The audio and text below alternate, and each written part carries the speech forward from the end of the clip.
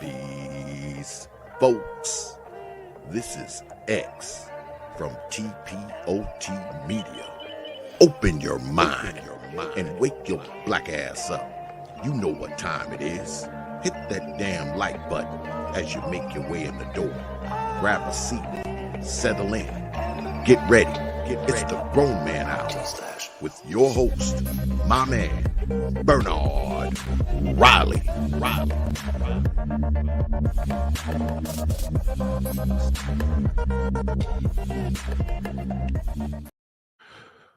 What's up? What's going on, everybody? Y'all shouldn't be seeing that. Y'all should be seeing me, or bare minimum, seeing this. Shout out to all the Patreons, everybody in the building. Do appreciate each and every one of you. Appreciate everybody in the building. Shout out to the early bird squad, those that make it in bright and early. Before we even get things started, going to have a good show today. Excuse me. We've definitely been having some fiery debates on the show lately. Definitely some fiery debates. First things first, let me make sure, mic check. Okay, yeah, everybody can hear me. Okay, definitely been having some fiery debates on the show as of late. I wanted to have a topic. I wanted to have some more, good discussion, good debate. Couldn't think of nothing in particular to let be the spark of it, so to speak, because we know the magical white girl is the topic. Like that may come up. I'm not going to shun it if it comes up. If we end up in another intense debate about the magical white girl, then we'll have it. But, but, there's plenty of things. There's plenty of things on the table. This will be an audience, to some degree, an audience-driven show. Well, no, I shouldn't even say to some degree. It will be an audience-driven show. Early on, before things really get going, is your chance. Because it's going to get to the point, if you really want something debated and hashed out, you have to super chat it. But early on, you got a chance where you can float some comments out there now, and I'll interact and argue and debate from the chat. But eventually, and actually relatively real soon, actually right now, I will put the link in the chat. We're doing a disagreement, not necessarily a smoke show. You ain't gotta have smoke, but a disagreement is nice. Philosophical disagreement or bone to pick would be nice. And SKC says, "Is this open to coons?" Open to coon. Apparently, I'm a coon myself because I didn't completely eviscerate and disavow and disassociate from somebody who I wasn't associated to before any of this. I mean, she pulled up in my chat room, so I guess that's an association now. But I mean, before, I didn't disassociate with somebody I wasn't associated with, so I'm a coon. Those are the rules. But shout out to SKC. He said it's open for coons. I said yes, sir. It'd probably be a good one to discuss today, SKC. He came right with it. SKC came right through the front door. Yeah, kick in the door, wave in the front way. God damn. They ain't gonna let me get into a little opening ramble. I wanted to. No. I only have a few minutes, and then I got a lunch date, man. So I gotta. Okay, all right. Get in real quickly, and it shouldn't take too long. Good. Let's go. Let's get right into it. I want to take up. Don't want to waste no time since you're on this time schedule. Let's get right into it. What's up? What's on your mind? Okay. The Black manosphere, and a lot of associated spaces that that hate on the Black manosphere, even a lot of the women in their channels and different things. A lot of content creators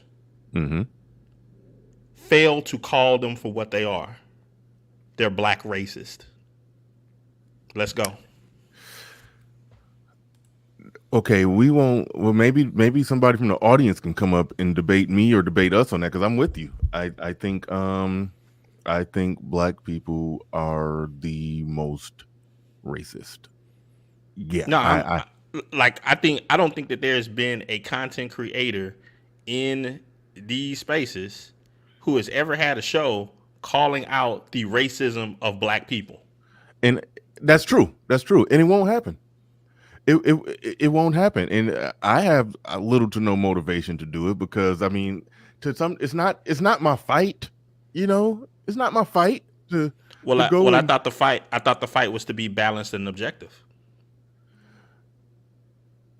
yeah, but I can't see myself doing content where I go into that. Like I'll be objective and acknowledge that yes, so many things that black people say, particularly on black YouTube, the white man's platform. If you just take it and then just flip the races around, end of it will be. Let me give you an example real quick, and I don't mean to cut you off because go ahead. You want limited time? Go ahead. You want limited time. Let me and no diss or anything. I'm just saying. Take for instance like eBlack TV. He says black nationalism. Anybody? Okay, what do people normally think when they think white nationalism? Do they think torches? Right. Do they think, no, they're not racist. They're just white nationalists. Mm-hmm. So well, okay. if people can look back in history and they go into their minds and they say, okay, pretty much everything that was linked with, quote unquote, under the term white nationalist was racist, then why would you want to be the opposite of that? It's the same play that I think feminism uses, and I see you down there, Sir Tice. I got you in a second. It's the same. Well, actually, no, I'll bring you up right. Well, I'll bring you up now. I don't know if you got something different to touch on, but no, it's on this. Okay, cool. All right, here's the deal, and I try to be quick because I know you're short for time. It's the same play that feminism use, how feminism talk about equality, but what they really want is power over those that oppose them or those that they oppose. So they have no problem with the racism. They have no problem with this statement that, when you flip it around, something that Richard Spencer say all the time, where he's like, I'm gonna mute you for a second, Sir Tice, you got a little slight background. Richard Spencer says, yes, there's white privilege. Of course there's white privilege. I want more of it. White privilege is great. Okay. Right now, that's a pearl clutching statement coming from a white man, but from black people, like I will stand in it and say that yes, I long for the day that there's so many black businesses and black people hiring so many black people and fix that, because I can look at that as black people fixing their own problems, hiring so many black people that white people got to look at it and say, wait a minute, you can't have 500 employees and 99% of them black. That's a lawsuit. But go ahead. If I could cut you off for just a second, I want you to continue, but I just want you to be cognizant that the beginning of the foundational part of of this rebuttal was linking it to the mindsets of black feminists. Mm-hmm. Continue. Yes. No. Be like black feminist. I understand what you're saying. And put it like this. I don't think you should be like I stop short. I stop short when it comes to supremacy and power over them. I say it from the perspective of roll up your sleeves and compete for your slice, for your piece of this American pie. That's where I'm at with it. And so what I said about businesses and black business and building vertical businesses and hiring black people, that's called competing for your slice of the pie. That's where I stop at it with. But I think what a lot of black people like E-Black is saying, what black nationalists hung people and killed people. They just haven't had the opportunity, but they have the same mindset. So that's a moot point. If you listen to the rhetoric, I see.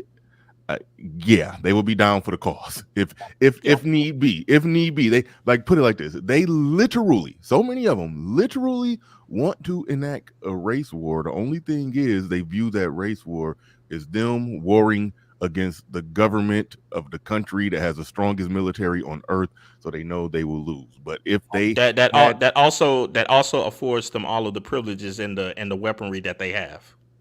Yes, but either way it goes, it's like they numerically know that they will lose that war, but they have no problem talking about race war in terms of blood and guts in the street. They have no problem talking about it from that perspective. That makes the tiki torch not look as, threatening. And really, the tiki torch does not truly have the tiki torch posse don't got the power of the government behind them. I know black people think it that way. They're just a band of reckless of people rah-rah and screaming, "You will not replace us," or blah blah blah. They have no power. That's why they got pitchforks and tiki torches. They have no power. And here's the other side of that. So far, what I think is really stupid about the quote unquote black nationalists, black power people, and so forth, when they go with all this stuff about white supremacy and blah blah blah, and then they will constantly bring up the small hats. Okay, the small hats have more power, right? So who do the quote unquote white supremacists fear more? The black people or the people in the small hats? Have you heard what these white nationalists say about small hats? Whatever they say, I'm just asking from the black nationalist perspective, who do the quote unquote white supremacists have? What is the hierarchy of their hate? Who do they fear more? Can I add something to your first inquiry? It's really pertinent to the conversation too.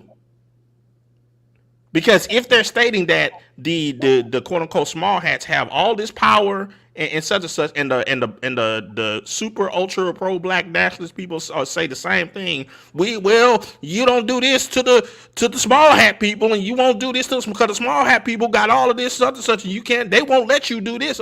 Okay, so obviously they should be on the hierarchy of the white supremacist.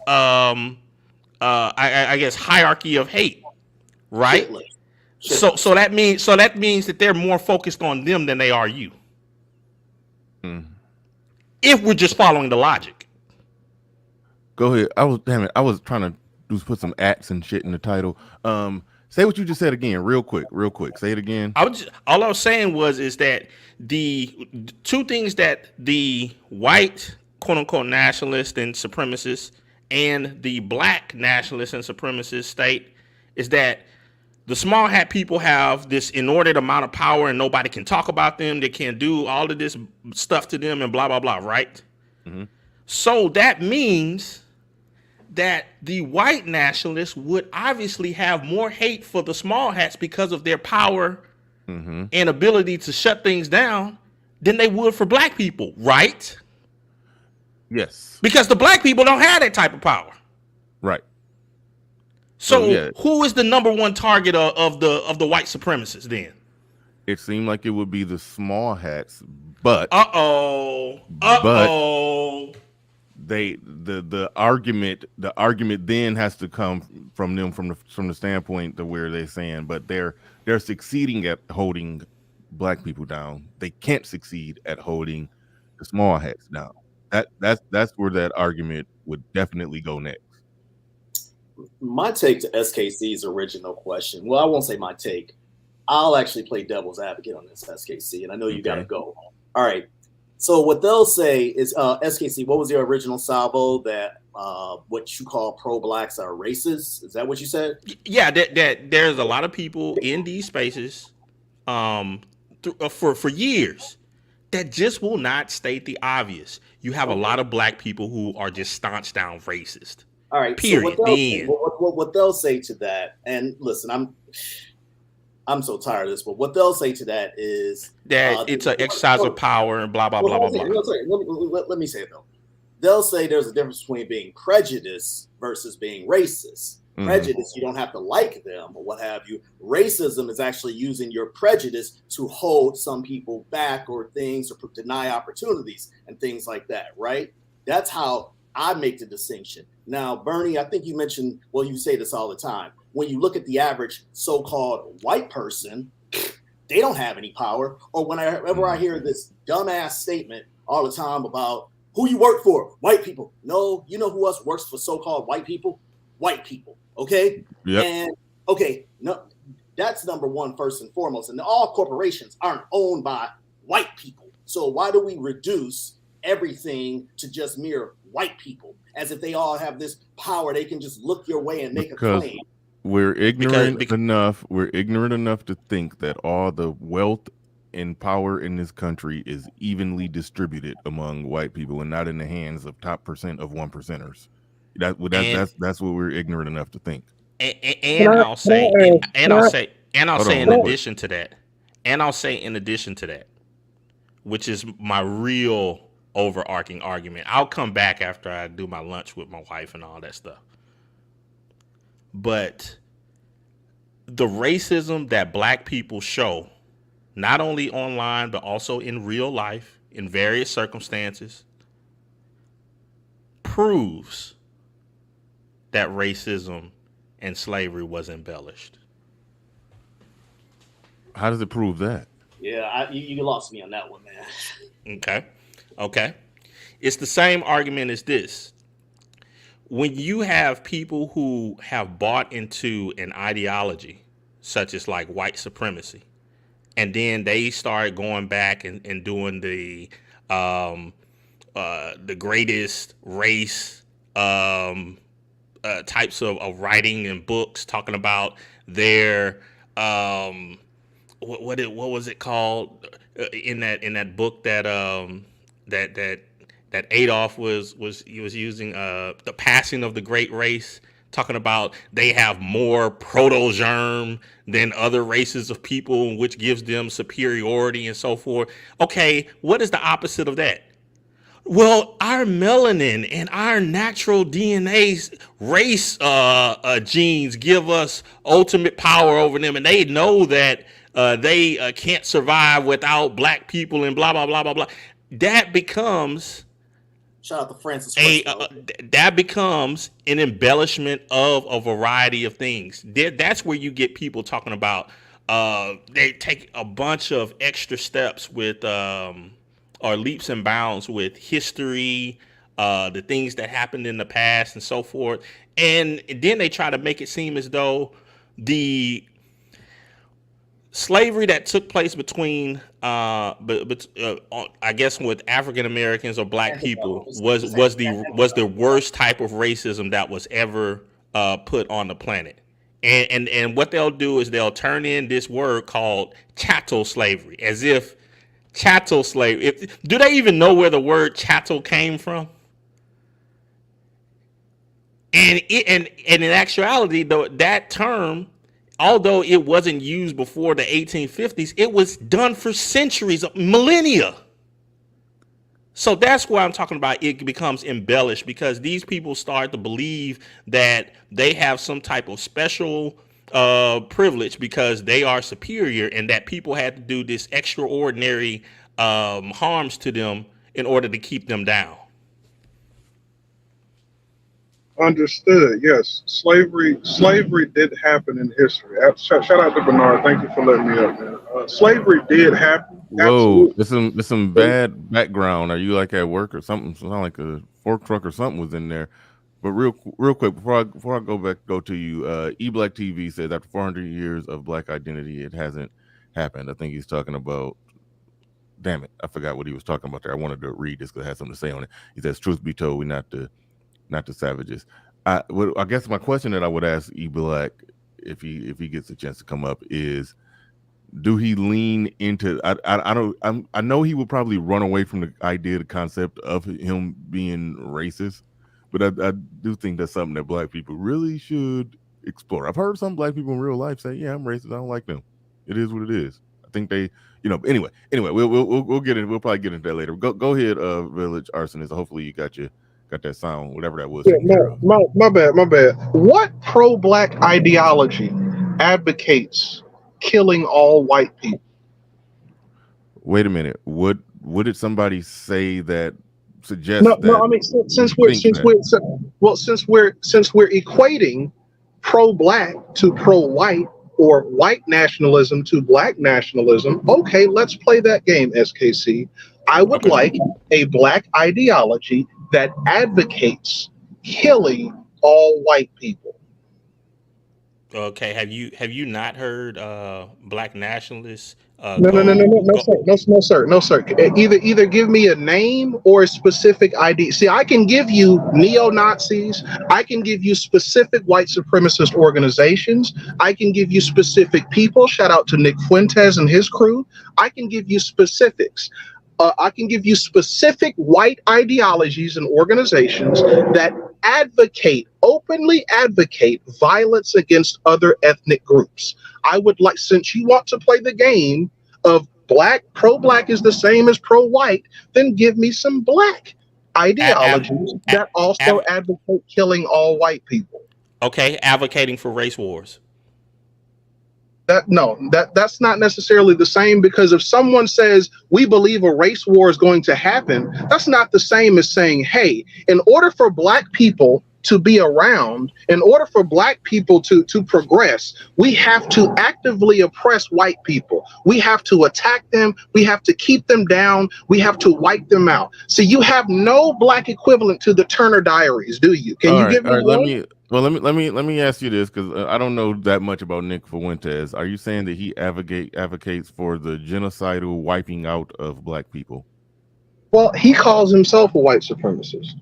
So if he calls himself, I know what I'm asking now. I got to do you like you did SKC. I'm asking you a specific question.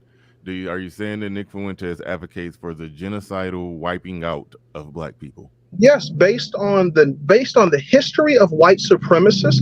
What nonviolent white supremacist ideology? All white supremacists have advocated violence against other groups. Who has? That's not true. That's not true. I was just listening. Just last week, I was listening to an interview with Jared Taylor, and he was saying, yeah, he doesn't want any type of war against black people or anything like that.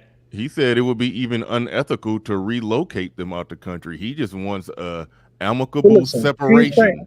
He'll say what needs to. He'll play the game. He'll say nice things. And see what I mean? See what I mean? Okay. Well, then go to his website and also look into the beliefs of the people that he associates himself with. Okay, he associates himself with people like Richard Spencer. And shout out to Rich. I'm actually not Richard. I've actually. I've actually talked to Richard Spencer behind the scenes email. He's actually not a super, but I don't. I'm not against white people being pro-white. Here's my thing, though. Is it our fault that in the history of the world, white people have always seemed to need to react or they've always seemed to want to reach out violently towards other groups in order to express pride in themselves? That's not our fault. Okay. Hang on, because I'm about to leave. Hang on here. Let me finish. Because we have the Million Man March. See, we've got Kwanzaa celebrations. See, when black people come together to celebrate blackness. I'm sorry, guys. When we come together to celebrate who we are, we don't talk about violence against white people. We don't advocate violence against any other groups. We don't speak on hatred towards any other groups. We don't do that. We come together and we celebrate what we are. When white people come together, they want to lynch people. When they come together, they're bringing swastikas. They got the tiki torches talking about we will not be replaced by the Jews, and they're out there advocating, running people over, advocating violence against immigrants. So, and this is a history. You talk about the skinheads, Nazi Germany. It's not our fault that white people aren't civilized enough to celebrate who they are without violence. That's not our fault. So really bad track record. Definitely really bad track record. So my rebuttal to you on that one, and I'll come back in about an hour or so, TVA, if you're available. My rebuttal is this: if that is the history of white people, and since black people are a small minority within America, how are they still here? Because they're useful. Do you not understand? Black dysfunction is very lucrative. As soon as slavery was no longer useful, why did they want black people still here then? Because black people are still very lucrative. We make this country lots of money. Black dysfunction in and of itself, forget entertainment. Black dysfunction, forget lawyers and actually paying taxes and all. Black dysfunction in and of itself is an industry, sir. These prisons are traded on Wall Street. TVA, it's 1965. Why do you still want black people here? Because they're lucrative. This is capitalism. 1865, I'm sorry. It's 1865. Why do you still want black people here? Yeah, but we were actually the most skilled, because the white people, they were the overseers. We had all the skills. He We were is doing right. all the work, sir. We Oh were my doing all the God! work. Oh We my were doing God! all See, the work. Dude, this is look the into it, brother. ridiculousness that The I'm shit. talking about. Why do you think so There many of wasn't us a went? steel Why do there you wasn't a steel think so many industries. of us There went weren't into textiles. sharecropping, There sir? wasn't baking. It's like, what are we talking about? This idea Brother, that brother, cotton we made did the the work. entire country go round. We did the work, brother. We SKC, did the but work. they Yeah, were black. brother, do you not understand All right. how important we were to this country? Are you kidding me? Are you the money that we made for this country fueled its inception, fueled its growth? Are you kidding me? We did all the work. How much of the GDP was it worth? I don't have exact numbers, brother, but are you going to argue the SKC, importance do you have the exact of numbers? slavery to this country's Hold on, economy back then? Isaiah. As soon as I get back, I will put it up on the screen so people can see it for themselves, because I don't want them to say that I made the junk up. We're gonna look at what the GDP of slavery was since around 1820 to the end of it, Give us and then make that argument. Do you have the numbers in your head? Argument? Hold on, wait, real quick. Do you have the numbers in your head though, right now? No, I want them to see it. I don't want anybody to take my I know. word for it. So I'm just gonna, and I don't want to just riff, because I know the ballpark figure, but I want everybody to see it for themselves. All right, send it to me regardless. Email it to me right now regardless. I won't put it up. And that's part of that embellishment that people just don't want to talk about. This whole idea of slavery, like slaves built this country. No, they didn't. No, they didn't. Oh, yes, they did, brother. All Go right. prove it, brother. Because that's just numbers, brother. Slavery was important. Okay, well then who built it? Who did the work? Why did they need slaves, brother? Why did they even have them in the first place? They wanted people to do the work. They didn't want to do the work. Who built the ships that got here? TVA. This is brother. Who built the ships who got here in the first Honestly, place? it may have been slaves. It may have been slaves. I have to look into it. I don't know why you're laughing. Why is that so funny? If they can get poor white people to do it, how can they? Why is it so impossible for them to get slaves to do it? All right. Okay, that was SKC's thing. I didn't have as much. I mean, I had some disagreement with some of the angles and areas and routes that he took with it, but I didn't have that much disagree with him on the initial premise that a lot of black people, a lot of our talking points, a lot of the things that a lot of black people say online, it is some very, especially the whole when you listen to the pro-blacks and nationalists and all of that, pro-black nationalists, a lot of what is said is racist. And I personally think to some degree they should lean into that punch. It is what it is. I just own it. I think they should own it, completely. I have a certain level of tribalism. When I say I'm pro-black male, somebody could break down my position on that and say that that's a little racist, but okay, whatever. Okay, so I do think you should own aspects of it. You should own aspects of of the tribalism, But anyway. Okay, so say you're a police officer, Bernard, and you come to a scene. There's a black man there. There's a white man there. Mm-hmm. Understanding that you got some tribalism in you, cool. I'm the same way. But are you automatically gonna get to the scene and take the brother's side? If I was a police officer, we would have to. I would. This is just me. This is just me breaking it down logically. I would do my duty. I would do my job. That's right. That's my job. I'm being paid to do that, and so I would try to be as objective as possible. Right. Maybe a little benefit of the doubt, though. A little benefit of the doubt. Right. And that's cool given the history of this country, but I respect that. And here's the thing. Why can't these white boys do the same thing? Why can't they be proud of who they are and proud of their so-called whiteness or Irish history, whatever the hell they want to celebrate, and not come on the job and got to call black people niggers? Why can't they do that and not come on the job and want to beat brothers over the head? That's what I'm saying. Nobody see all of this. You can't be proud of being white. That's bullshit. Nobody is saying that, Brother Bernard. I do think there's a hold on real quick. I got you, Sir Tice. I do think there's an element of that, and I think a lot of it has where they can't be proud to be white, or they can't talk about white heritage because like you said, and I agree, they got a really bad track record with the stuff. So it's like whenever they start talking like that, it comes off a certain way, and it's hard for them to get around that because the history is the history. But overall, yeah, I mean, it's legitimately a thing. It's legitimately an unavoidable thing that they get criticized for it. They get criticized for it. Okay, but you just acknowledged why. And shout out to Tice. Yeah. My bad. I didn't know that was you, brother. Salute, man. My bad. Go ahead, man. But yeah, you just acknowledged why. TVA. What's all right, go ahead, Sir Tice. Go ahead, Sir Tice. I had something else I wanted to say, and it kind of slipped my mind. But go ahead, Tice. I've since forgotten what I was going to talk about. Long time no here at TVA. If you can remember this when SKC comes back, you can tell him this. Okay, after slavery, and I've read plenty of slave journals. Okay, I can tell everybody equates slavery to sharecropping and things like that. It wasn't always, it wasn't all those things. Black people had the skills post-slavery, okay? This is what kind of led into the Black Code and Jim Crow and the Black Codes because white men didn't have the skills at the time. Now, mind you, this is more in the South area that was protected by the government and such.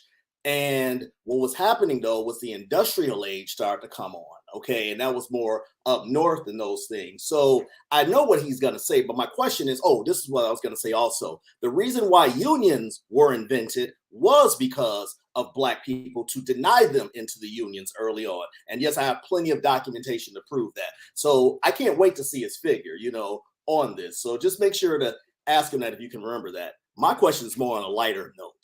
How many eulogies, back to YouTube land now, Bernie, how many eulogies of the Black manosphere have we seen the last 3.5 years? More, me and Fantastic was talking about this. The Black manosphere has died more than Jason and Freddy Krueger put together. No.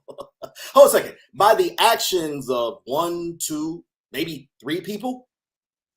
It's like we love to be the ones to talk about, there needs more nuance. We need more context.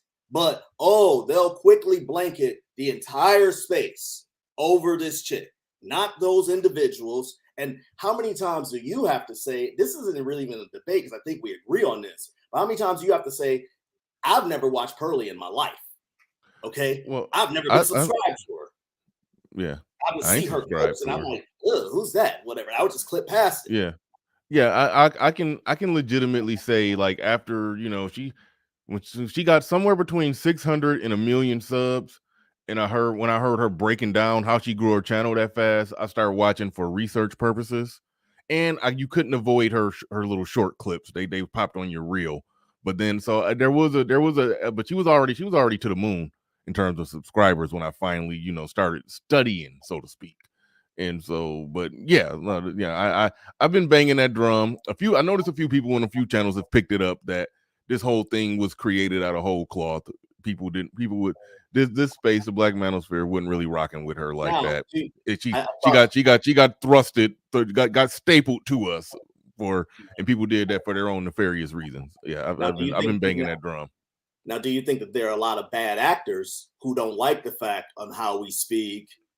We're usually very cogent in arguments, very knowledgeable, or can find sources, things like that, and that's gaining traction, and they want to throw a muzzle in it. In other words, that's definitely I definitely said that. Yeah, they're using her as a tool to do that. Team Fatty in the building. This is the come up and debate me on anything show. So you the man for the job. You always come up with the good debate and disagreement. You the man for the job. Right. I may come back later, but all right, y'all be peace. I'm gonna get some lunch. All right, cool. Peace, Sir Tice. All right, TVA, you got something else? You got a disagreement on something? I agree with you that when you said about, it's no, I think there is an attack on white people, and I think there is an attack on white men on many angles. There's like they're the ones, and keep in mind, this is their fight, and I'm not going to pick up sword and shield for them. This is their fight, but it's like I think the left and wokeism and all of that has done a good job of putting everybody else over to the side, whether it's black men, black women, white women, Hispanic, Latino men and women, gay people, the LGBTQ, trans, whatever the hell. They've done a good job at grouping everybody else is over here, and the enemy is white male patriarchy. And so they have been getting bad press.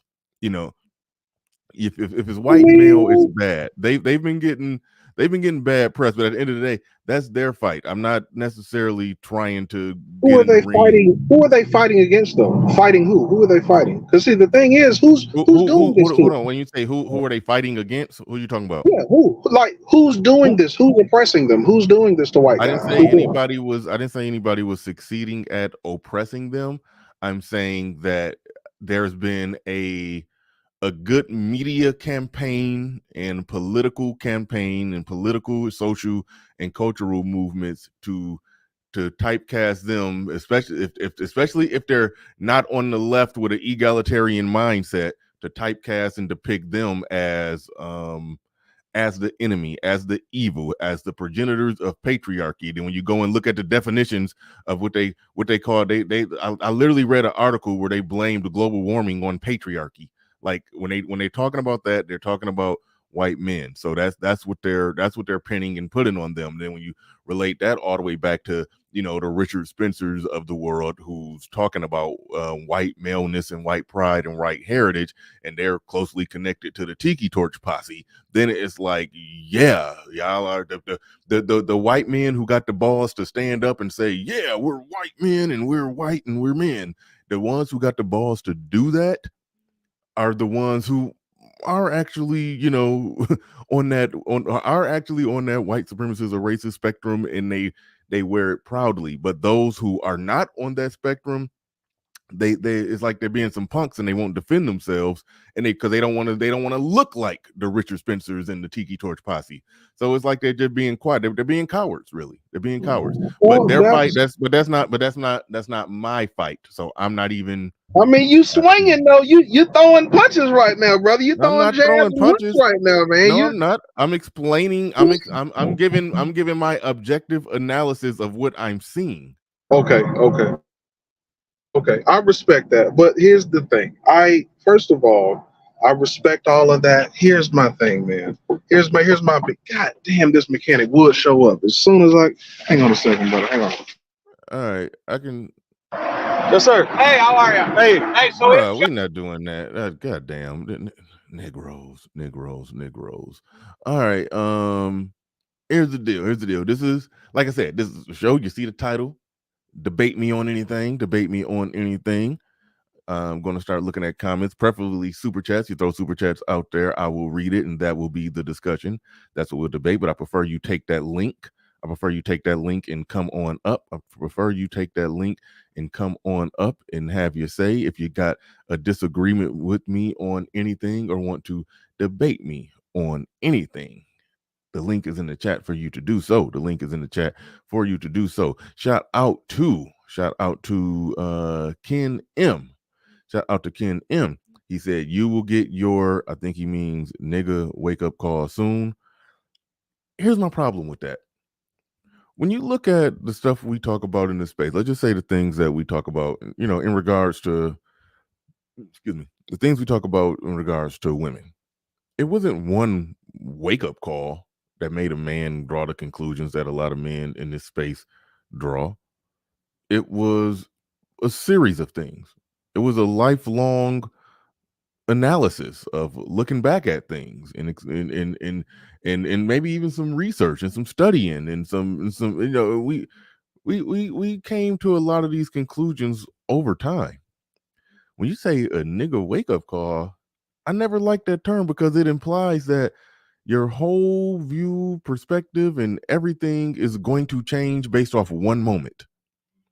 That means that you're going to basically react on emotion to one moment. You're going to change your ideology over one situation. So the whole wake up call thing, like that's a man operating on emotion. If he could have a moment, a nigga wake up nigga call, a nigga wake up call, whatever you call it. If one moment can do that to you and change your whole ideology, then you're acting on emotion. That's why when Scott Adams was pretending like that one poll changed his whole philosophy, everybody knew no, it didn't. You've been sitting on this for a while, or it's been brewing for a while. You didn't change your mind off of one situation. You didn't change your mind off of one situation. That's not how it works. That's not how it works. One anecdote shouldn't move you to have a whole different perspective and viewpoint. If you do that, you're not operating on logic. You're operating on emotion. You're moving like a woman. If the you will get your nigga wake up call. You're operating on emotion. You're moving like a woman. That's how I feel about that. That's how I feel about that. That shouldn't be in the conversation. That shouldn't be in the conversation. These last $2, I'm not gonna lose. All right, we got Kevin C in the building. You got something you want to debate me on? Well, now I'm looking at your panel and everybody took off. I was actually going to add to what those two gentlemen were talking about. I could add to it, and then I was really going to just talk to them.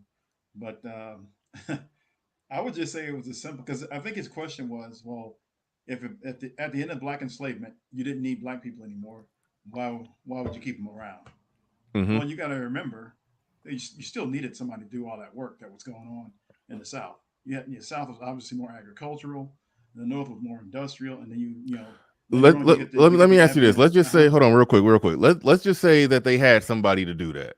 Let's just say that there was more than enough working class white folks who, in the economics worked out to where, okay, we could pay them a wage and still make this profit, and we'll have our people who are our owners, and or people that own stuff, and people that hire the working class, and they were able to. Let's just say they were able to dot every I and cross every T without black people. Then what? Then what do you think they would do? Then you have a reason to get rid of them. Then you have a good reason. Okay, all right. So then so you think it would be full blown? How many? I don't know how many people was alive. How many black people was in existence? And maybe let's just say a few million. Let's just say 5 million. Well, we know it was 4 million. We know it was 4 million in 1860 because they were enslaved, and then you got. Okay, good. Okay, so post slavery, good. That's all I need. Post slavery, it was 4.6 million. Do you honestly believe that it would have been an extermination of 4.6 million melanated people in this country? No, absolutely not. Now, here's what I will say. Some of them probably would have been exterminated, but here's what they would have done. They would have done what some of these other countries did, which is just say, hey, look, we don't need you anymore. You can go here. That's all it was. Some countries did that. You know that, right? They don't need you anymore. You can do what now? We don't need you anymore. You're free. You can go wherever you want to go. You can go. You can do whatever. You can stay here if you want to, but understand we ain't got nothing for you, so we don't need you. But you know what? Here's some other places you can go. You can go to Africa. You can go to places in the Caribbean. You can go here. You can go there. Well, I think any black person. Hold on, wait, real quick. Any black person at that time, if they had the means to pay for the trip, they could have went to Africa, correct? Yeah, absolutely. And so nobody was holding them here. So that's technically what they did. They basically said, okay, you're free. You can do what you want to do. We got some fucked up laws here. So, Jim Crow, but you technically can leave, Some did do that. Some went up to Canada, up to Nova Scotia. Some went up to down to the Caribbean. Some actually went to Africa. And that did happen, but it didn't happen in large scale. And the reason is that, like I said, you still needed to run that agricultural economy, and they had already been doing the work. They'd been doing just 1860 or 1865 and earlier. They've been doing the work for free under some of the harshest conditions. Post 1865, at the end of the Civil War, then it just switched over to sharecropping. I mean, they still got cheated. It was another form of semi-enslavement, and they were technically getting paid, but not really getting paid. But still, it wasn't necessarily hardcore enslaved labor. So if you didn't need that population, you would just get rid of them. Now, I'm not saying exterminate them. That's not what I'm saying. What I'm saying is do what some of these other countries did, which is, hey, look, we've already scouted out different locations where you can go. There's a black population. There's a primarily black country here in the Caribbean. We'll what you call it, charter. We'll charter and some boats and send you to Africa and all this other stuff. Like it seems really, very simple, but at the end of the day, the United States still needed a workforce. And what you just suggested, had there been enough people, non-black, to actually do the work that the black people were doing for free under enslavement, they would have just used them. That's all it was. They still needed that population to do the work. That's all. That's why they didn't go anywhere. And then you had you had a lot of people who said, well, we don't want to leave anyway. And then they didn't even have the means. Remember, they were enslaved. They didn't have any wealth or resources, none of that other stuff. So how were they going to pay for all of this stuff? It would have had to been sponsored wholly by the United States government. And the reason I'm saying all of this is that I'm gonna give you a good example. Argentina actually did this. So they actually had an enslaved population of about 30%, I believe. It was pretty high, about 30%. And then once they got rid of enslavement, what they did was they actually said, hey, look, you can stay here if you want, but it's not really a good deal for you, only because we don't have anything for you. They used them, they didn't need them, and then they allowed them to go other places. A lot of them went to Brazil, some went to other Caribbean countries. There were a few that stayed. And what wound up happening is that the population, they got rid of, so they went from 30% of black population to right now today, the black population is literally like 500,000 people. It's under 1%. Like they pretty much got rid of their black population. And they did it without exterminating them. They did it. Now they did create some conditions that were kind of harsh to the extent that they were like, look, it's not feasible for me to stay here. So I'm just going to go someplace else. And that's what a lot of black people did. So that's how you do it. And that's how it was that simple. But they didn't need their black population anymore when they got rid of enslavement. But the United States still did.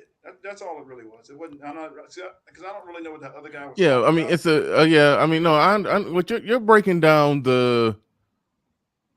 I guess the logical or ethical basis of how, after, slavery was slavery was a thing, and then that slavery comes to an end, and what does a country reasonably do in that situation? Okay, these people are here, they are not really needed, but they're free to go.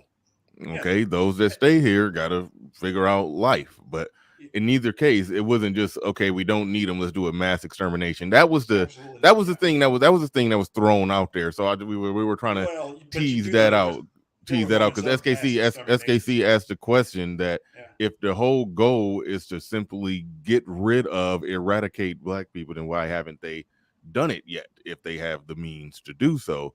And I don't think TVA gave a good answer, but they definitely had the means and ability to do so, going post slavery and all through Jim Crow, and hell, technically right now. But so that's a whole nother thing. But all right, but I understand what you're saying. And I understand something else here too. So I kind of want to slightly. Well, go ahead real quick. Okay, but I do want to move on. There's actually less need for a black population today than there was in 1865 after enslavement. They needed black people more back then than they need us today. No, then why they ain't just off? Why not just off us right now then? Well, I mean, consider the optics. Now we're in the 21st century. You just can't mass exterminate people. I know it still happens in certain parts. Oh, but they want to though. You think they want to? I don't know if they want to. I know there's a lot of people that don't want to. I'll put it to you this way: there's probably a few people who want to, knowing that they can't do it. And the only reason I say that is because we have examples of that. We got these mass shootings. I'm not gonna say mass. There's periodic mass attacks on specific populations. So yeah, that means you have people who want to do it. Now, is that the majority of them? No, but the fact that you have people running around wanting to do that, and that's something that you as a black person in America have to worry about, that's a legitimate concern. And you could be anywhere. You could be at the grocery store, right?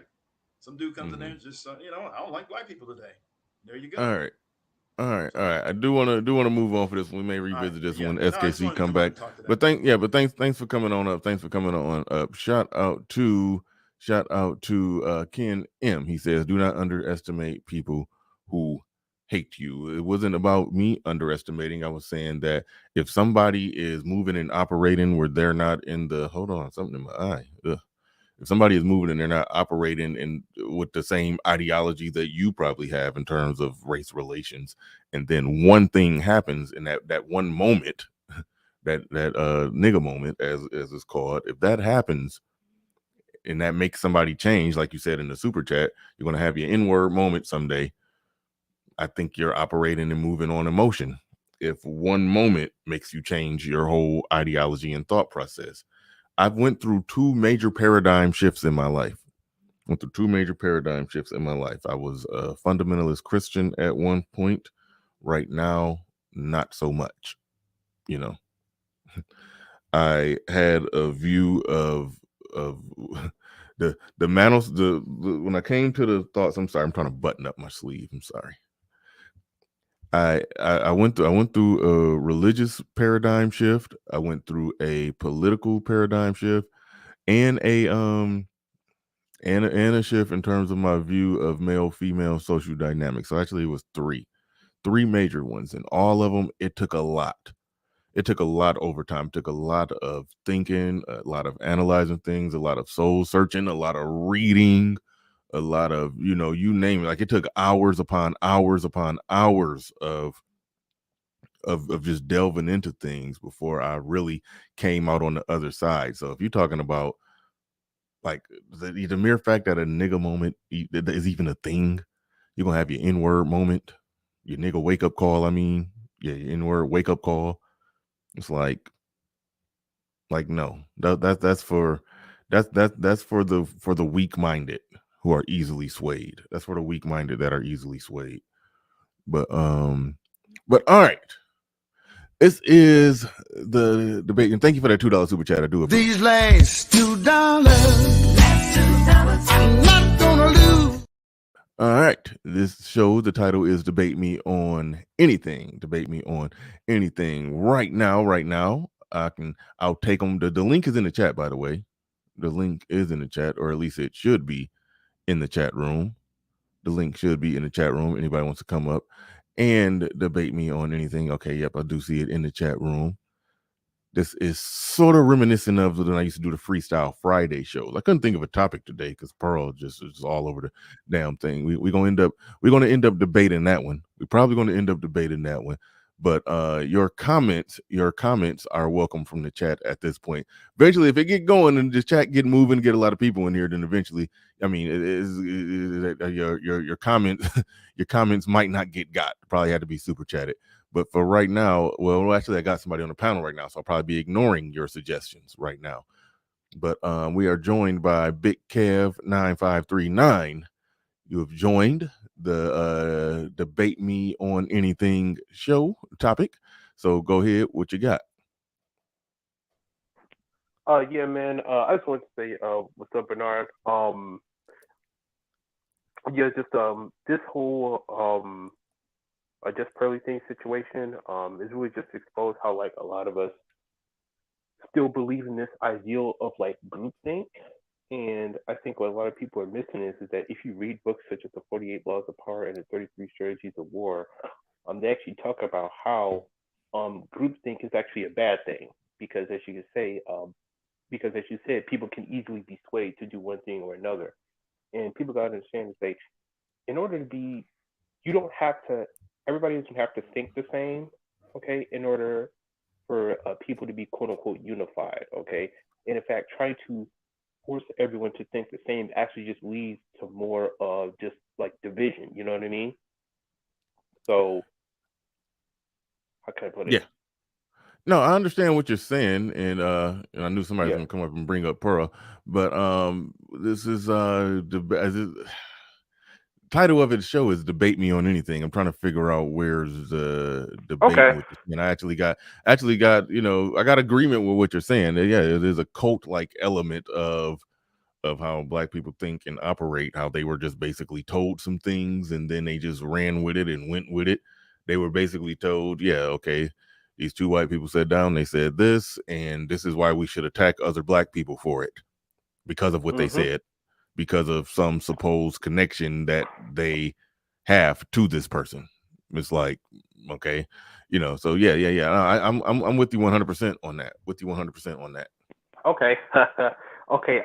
Well, then, hey, if you want to debate something, then I mean, hey, you know what I mean? Let me really like to chat up then.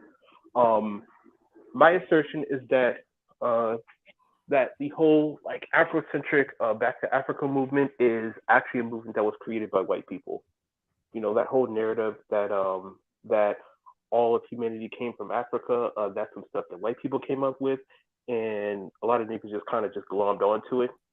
Wait, you Because if you- disagree? You disagree with that humanity started in Africa? Oh hell yeah. First of All right. all, Where did hold on, wait, real quick. Let me ask a question. Where did it start? Based off your view.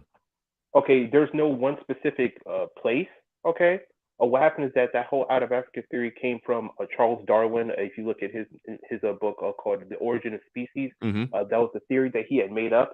And what happened is that basically white people took that and started parroting that around as unquestionable fact, because his assertion was that basically humanity came from African monkeys, and that basically white people were the most evolved form of humanity. That part of it was some fake news to throw in. White people. I don't think Darwin wrote that white people were the most evolved form. That was somebody else. That was somebody else. Hold on. If you're going to mention, hold on, wait. If you're going to mention Darwin, let's try to stick to what Darwin actually talked about. Okay. Right. He basically was observing organisms, and he came up with the theory of evolution. He wasn't the only one at the time that came up with it, but he came up with the theory of evolution. Now, it happens to be the case that the anthropologist, the oldest bones of a human remains that's ever been found, was found in Africa. And I don't know if you believe in, intelligent design, creation, or evolution, but if we're going with the evolution, the remains of upright walking, probably talking, human looking, fossils with ape-like features, rather than the Homo erectus, Homo habilis, Australopithecus, all of that was found in Africa in a timeline in the geologic column that suggests that human beings evolved. Well, a lot of those bones. Like first of all, a lot of those bones were actually basically faked bones that were made by anthropologists later on. Okay, where they were like basically because the hip bones. Real quick. How did they find out that those bones was fake? No, I'm saying like what happens is that the anthropologists. Okay, so what happens like many of those hip bones, because monkey bones and human hip bones are not the same. What they did was that in order to make the theory fit, they actually whittled down the hip bones in order to basically make it fit. Okay. First of all, I know, but how was that? Okay, they found some bones, some fossils. They put it out there that hey, this is a transitional fossil. How did they get found out that this wasn't a transitional fossil? I'll skip to the end. I'll skip to the end. The anthropologists, the paleontologists, the people in that field debunked the fakes and ran them out of town. So it's not like somebody tried to try. It's not like it came from a top-down organizational way. Like we're trying to float this out there. Actually, the whole out of Africa theory was actually debunked several times over. Because again, you have to understand, when people try to say the similarities when it comes to so-called apes, first of all, you have similarities to a lot of different animals, not just apes. I mean, you have a frontal cortex similar to that of birds, which is why people call each other bird brains as an insult. As Dr. Jordan Peterson pointed out, you have a nervous system similar to that of crustaceans. You have a medulla oblongata, or what you call a reptilian part of your brain, similar to that of alligators and crocodiles. Okay. You also have sex for pleasure like dolphins, and your skin is the consistency of that of a pig. So if you want to talk about similarities with animals, everything, a bunch of different animals. Yeah, and you would really expect that life on Earth would have some similarities to it. You would expect that. Yeah, I'm saying. So I don't. Second of all, that doesn't debunk anything. Like, and look, real talk. I don't even want to get into deep into an evolution debate. So let's. I mean, I've had that debate. Me and SKC, we actually debated that formally on Prophet of Thought series. So I don't really want to get deep off into that. But I am interested in you not thinking that mankind started in Africa. All right, cool. Go ahead. Let me flesh it out. So black people, per the science, black people was here first. There's genetic molecular evidence of that. the mitochondrial DNA and the whole works and everything and all of that. That there's evidence of that, and there's fossil evidence of it. There's a lot of different evidences of that. There's legitimately a lot of different evidences of that, but it's so I want to know, what is your evidence? Well, explain to me. This is what you got to explain to me. If it didn't start in Africa, where? And it sounds like you were saying it sprouted up everywhere all at the same time. So it sounds like you believe that basically God just went and just created human beings scattered all over the earth at one time with different skin tones. Okay, let me ask you a question, Bernard. Okay, so does grass grow in one place on the earth? That's a silly question. No. No. I'm saying, does grass grow on one place on the earth? I say that's a silly question. I mean, it No. grows everywhere. The answer is no. Exactly. So same thing goes with trees, insects, and whatnot. Now, there might be different species of insects, trees, plants, etc., that come from different parts of the world. But overall, plants, animals, vegetation are not native to one specific part of the world or the other. The uncomfortable truth is that when it comes to humanity, it's much the same way. Again, many of these tribes, many of these indigenous tribes don't have any oral history or any oral traditions saying that they all came from one particular place or another. In fact, hell, even some African tribes, of course they wouldn't. Say, of course they wouldn't. This is going back way prehistory when human beings started migrating out of Africa. Per the fossil record. Even some oral traditions of many African tribes, such as the Mandinka, some of those tribes even talked about how they actually migrated westward from Southern Asia into East Africa, the exact opposite direction of the out of Africa theory. Again, it's one of those things similar to. Yeah, and then that doesn't fit in the timeline though. Hold on real quick. That doesn't fit in the timeline. It based off the timeline where they say some people made their way back into Africa. It fits within the timeline of people leaving, people going all over through Asia and with India and what eventually became Europe, and then some people made it back. Yeah, I mean, came back. Okay, people basically, migrated all over. How can I put it to you like this, right? There's a lot of scientific evidence that actually falls outside of that theory that gets ignored. Okay, and unfortunately, that gets debunked. The scientific. Go ahead. Some of it gets debunked because it's not true, but others of it is like legitimate evidence that they ignore because it doesn't fit their theory nice and neat. Okay, you can actually read up on a book about it called Forbidden Archaeology. Okay, again. You said Forbidden Archaeology? Yeah, it's a book called Forbidden Archaeology. Again, so they talk about how I'm sorry, that already sound bogus. It do. Well, I mean, hey, listen, you can feel how you want to feel about it. What I'm saying is that much like the lipid hypothesis in nutritional science, where they asserted that saturated animal fat was bad for your health, even though the scientific evidence, the actual non-randomized clinical trials came out and said that no, it actually doesn't. It's much the same way when it comes to the out of Africa theory, when it comes to explaining human evolution. It's actually been debunked several times, but people still cling on to it as unquestionable fact because, again, if they were to just admit that, hey, listen, we actually don't know anything, we actually don't know where all humanity comes from, well, then that would lead down another rabbit hole when then they would have to go down and basically reevaluate everything. But anyways, Bernard, I did want to just come in here and just kind of throw my knife down on that. But I'll let somebody else hop on the panel, and then, you know what I mean? But because I do have to leave here, unfortunately. I would love to debate you, but I do have to go. Yeah. Good stuff. I mean, not really, because I mean, it's the stuff has been proven quite firmly. Like everybody, like different non-overlapping fields of science have agree with human beings starting out in Africa. Like that's it's proven in the genes. It's proven. It's proven at the gene level. It's proven in the DNA, and it's proven in the fossil record. It's proven through anthropology, it's so many different. It's so many different ologies. It's so many different ologies that prove that. Again. So if that was true, then how do you explain the Australian Aborigines? Even according to the people who believe in the out of Africa theory, they said that the Australian Aborigines have no genetic connection to Africa whatsoever. So how do you explain that?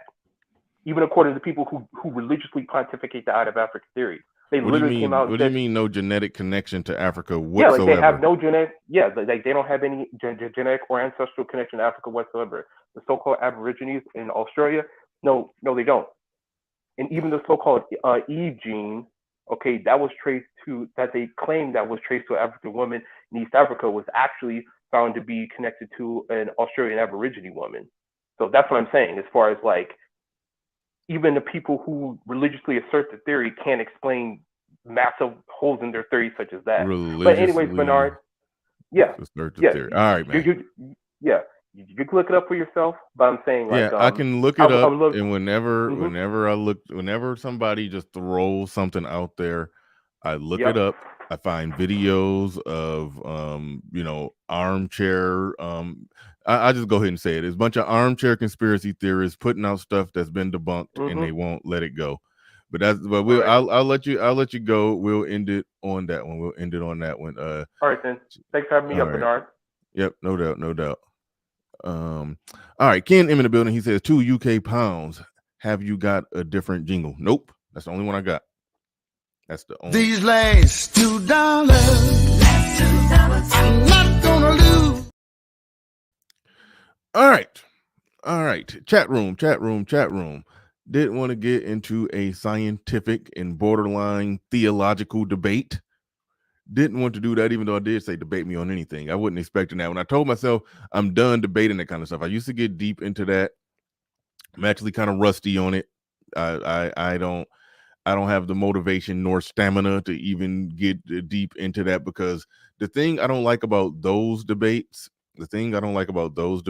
is that people throw stuff out there, and basically the stuff that they throw out there, you got to basically do some reading, some digging, and some deep diving to adequately explain why it's wrong. Some of the stuff I know and I can explain why it's wrong, but I don't like to just to crapshoot on that kind of stuff. Because when you're talking about science, you do got to be right. But a lot of the stuff has been debunked. When it comes to somebody faked a bone, yes, an individual scientist trying to, make a come up or make a name for himself could do some bull and could probably, finagle something and probably get it written and probably get it published. But eventually a real that scientists are going to check his work and see that he made a mistake. It's self-correcting mechanisms right there in science. You don't get to just throw it out there religiously, and that's what they try to pretend to do, is that people throw stuff out there religiously when it comes to science. But that's not actually true. That's not what I see. That's not what happens at all. The self-correcting mechanisms built into the framework is peer review. Like you gotta have your stuff together. When you're doing science, you gotta have your stuff together. And he just threw out something I never heard of. And Rod did the Google and the Google Scholar and debunking it right there. That he said the Aboriginals have no origins in Africa, and I'm like, I've never heard nobody ever say that. But again, this is the internet, and people just throw stuff out there. They just throw stuff out there.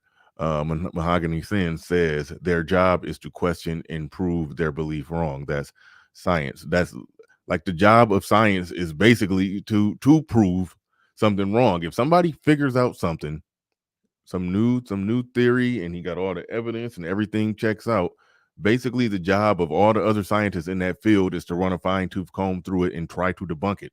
If they can't debunk it, he wins a Nobel Prize. If somebody comes along 30 years later and finds out some aspect of it that nobody else was seeing, but when you average this into that and do this and do that, and then if that person can debunk or find a hole or just add another layer to what this person said, that person will win a damn Nobel Prize. It's like they reward the debunkers in science. The debunkers debunk a widely held accepted theory in science, you will get revered and lifted up and exalted. You debunk some widely held accepted belief in religion, you might get burned at the stake. So that's why I don't like to do religious and science debates. I ain't trying to get into that. But that is just the truth.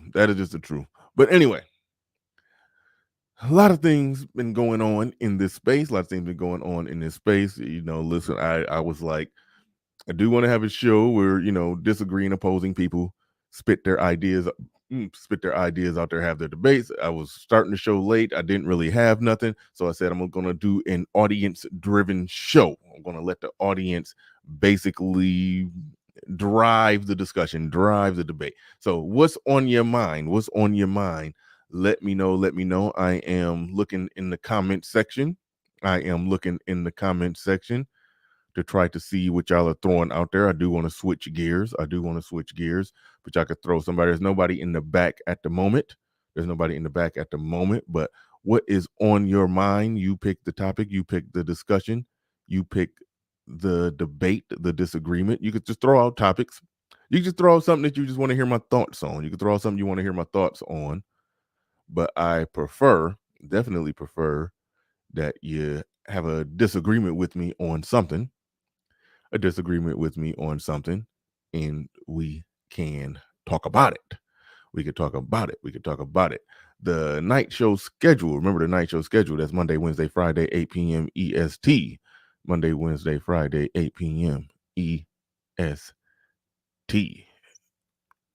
Make sure you show on up. Rod of God says DeSantis is better than Trump. I agree with that statement.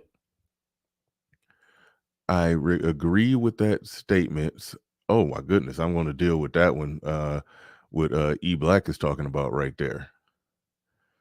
I'm going to deal with whatever E Black is talking about there. But Rod of God, I agree with that statement. I think Trump is just like Trump is probably going off just pure sensationalism and just he might media his way into winning, into beating DeSantis, but I've never been a fan of Trump. He was just the guy driving the bus. But I was never really a huge fan. So DeSantis would be better. DeSantis would be better. E Black says, where is that? I'm trying to find that. Reaction channels are bootleggers. I strongly disagree. I think it depends on how you do it. If you execute it properly, it can be a good thing. If you your commentary should be the majority of it. If the majority of what you're doing is just watching something and not really saying anything, then it's like, yeah, that's not really in good taste. I think MTR is one who does it well, where he finds things that he finds interesting, and if it's something that he could say and possibly say something that makes sense in the process of showing some ratchet story or something ridiculous, he could find a way to make sense, throw something that, give some good perspective, thoughts, and insights on it. I see nothing wrong with that. I don't see them. I see nothing wrong with that. I mean, hell, I would be a hypocrite if I did say that, because I do a little bit of that. We all react to things. We all respond to things. We all do that. Like that is a thing. So I don't even dude, you react to stuff. Cut it out.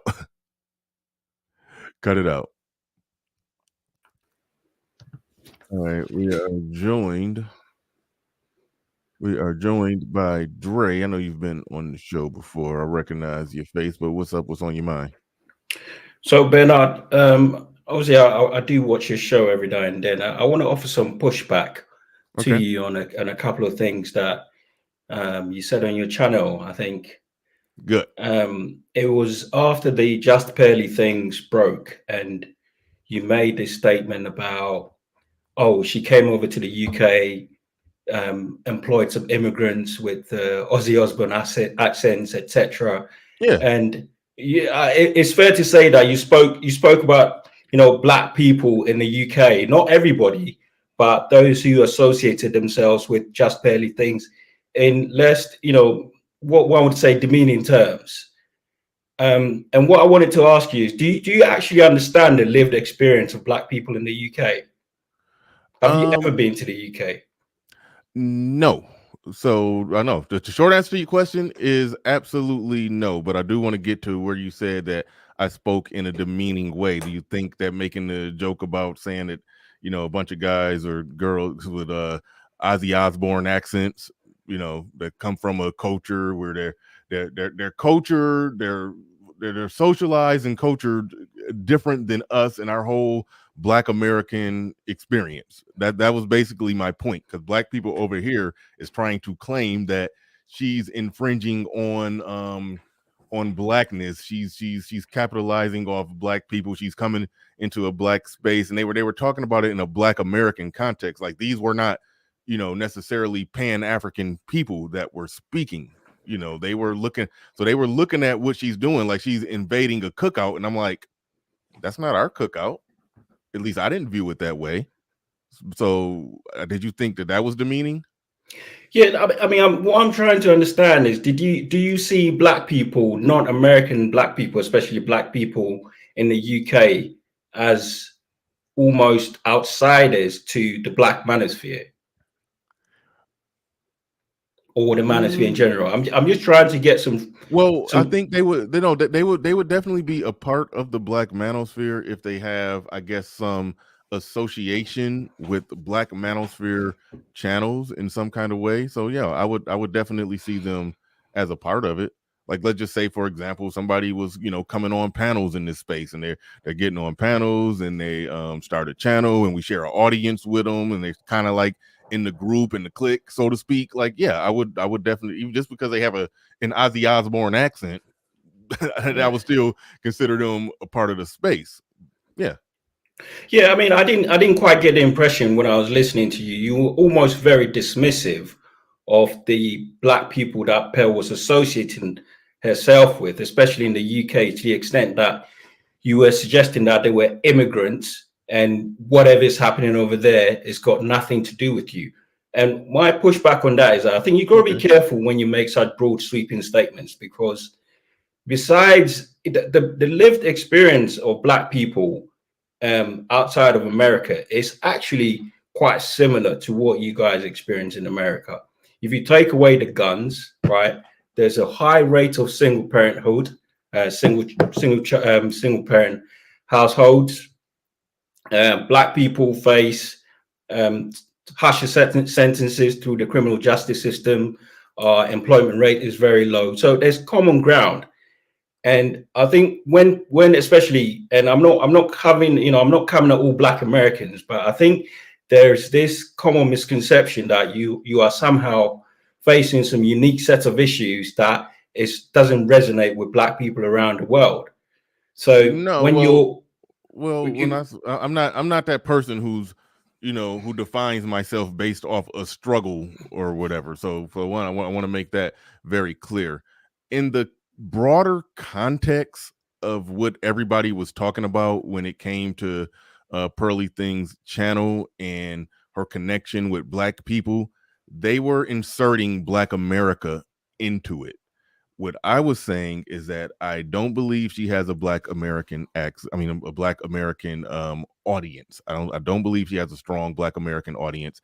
And based off from what I can see, based off from what I saw over there, when I scan the channel, when I look at it, I see a mixture of some Black, some Blackish, and some non-Black people over there with accents from different countries, different culture.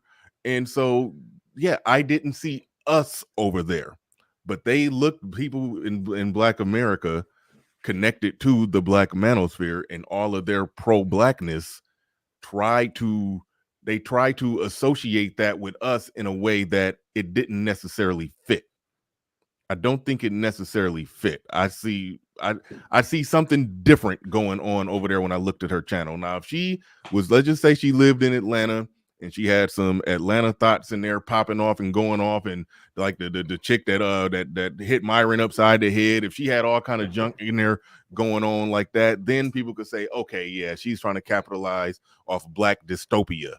Like, that's like those are, you know, our terms, our slangs. I mean, maybe I describe it like that too. Maybe y'all have your own little way of speaking about certain things. But when I looked at the conversation over there, I saw a general conversation about Western women and modern dating, and I didn't see a Black America conversation. Like, for example, when you just talked about a lot of the things that a lot of the problems that Black people in London have or in the UK have, when you talked about those problems, I don't even hear that conversation on her channel.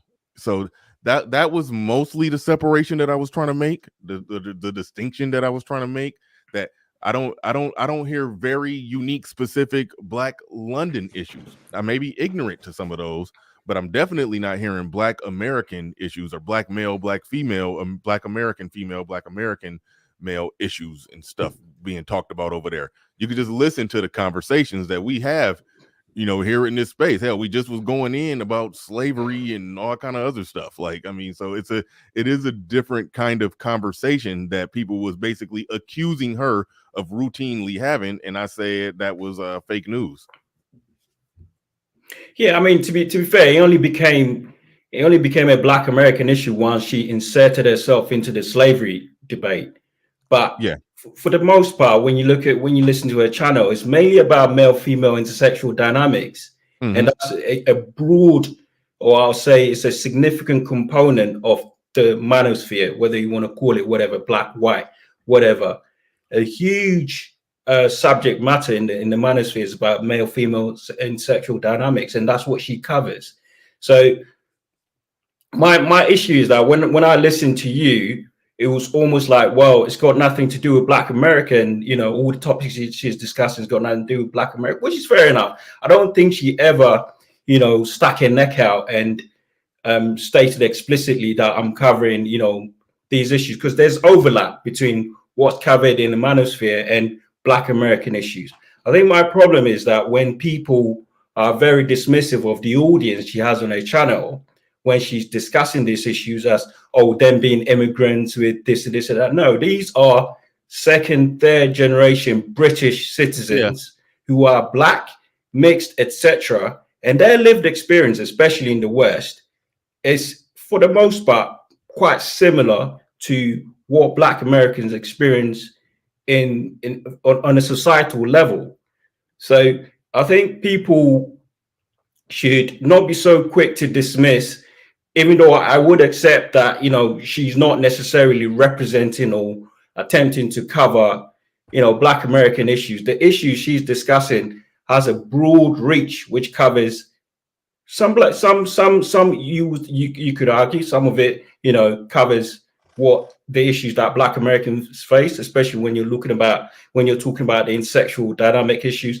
And that is a broad, it's a broad demographic. It's not just limited to America. You can go to anywhere in Europe or South America, etc. They have similar issues with their women, and I think that's what she's covering.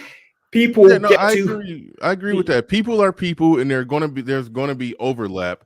But over here, the arguments that were being made were made in a specific way that didn't correspond with reality.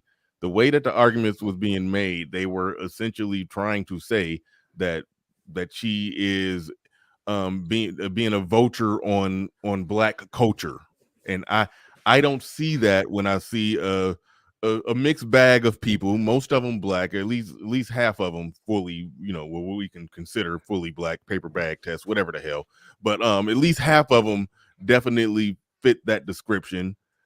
I wasn't hearing the Black American conversation, and that's what was argued, and that's what I didn't see, and that's part that goes into a lot of what I was doing is just debunking aspects of the fake news that was thrown out there, because the fake news was thrown out there basically to further, you know, implicate Black men, or more in particular the Black manosphere, with being guilty of something that we were not guilty of or were not associated to. And again, when I watched her show, I didn't see Black America on there or hear Black issues being discussed. That was basically my argument. Now, the jab about the bunch of niggas with Ozzy Osbourne accents, whatever, you know, that was a joke. But no, another important thing, when she said that about Nigerians, this is what she said. She said that most of the people that she worked with is Nigerian. Her recruiter is Nigerian. So most of the people that he know are going to be, you know, from Nigerian, or maybe people that came from Nigeria and now are living in London. But I understand that a big part of the population would have to be, maybe, first, second or third generation. But there's obviously some people who, came over recently, Yeah. So yeah. So those are who you would classify immigrants because they weren't born in the UK, came over here, found a job, and they're working for it. But I think there was one particular statement that she made, in that immigrants work harder than Americans. Mm-hmm. And that was misinterpreted. So there's an ongoing issue, especially in the Black manosphere, about how people conveniently misinterpret stuff. She never referenced Black Americans. She said immigrants work harder than Americans. Now, immigrants work harder than British citizens. Mm-hmm. Immigrants work harder than French citizens. It's immigrants work hard. Yeah, no, I agree. Yes. I had a show with Ike Ogiamian, and this was a while ago, and he broke that down. He said there's a such thing as the immigrant class. If you have the mind, the spirit, the gumption, or whatever the hell to get up, you're born in one country, you see what's going on here, like that person who figures out how to get into a whole nother country, cross a body of water, and live over there.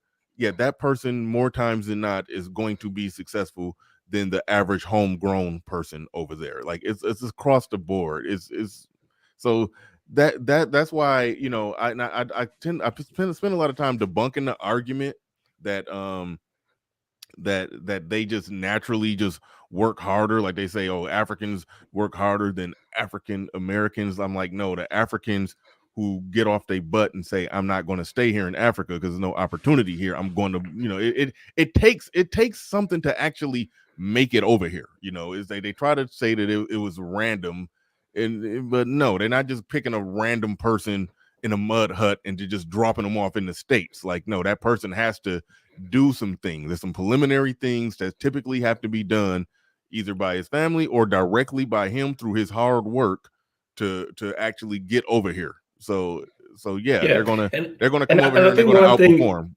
Yeah, one thing Americans got to understand as well. Again, I'm not coming at Black Americans, but you guys share a border with Mexico, right? Mm-hmm. And you see how desperate people are to get over the border to America because they see a better economic life, right? Mm-hmm. And they see, compared to the living conditions back in Mexico or wherever they're trying to cross the border into America, they see a much more sustainable economic future when they look at America.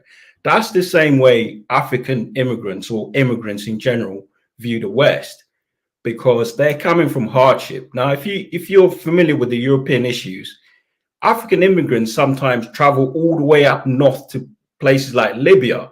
They take a boat. Half of them drown, don't ever make it into Europe, right? They traverse all the way to France and then cross into the border in the UK by boats, right? The sense of desperation is unimaginable. So when such people eventually make it to the West, their desire to succeed is in a different stratosphere compared to people who are born and bred in the West.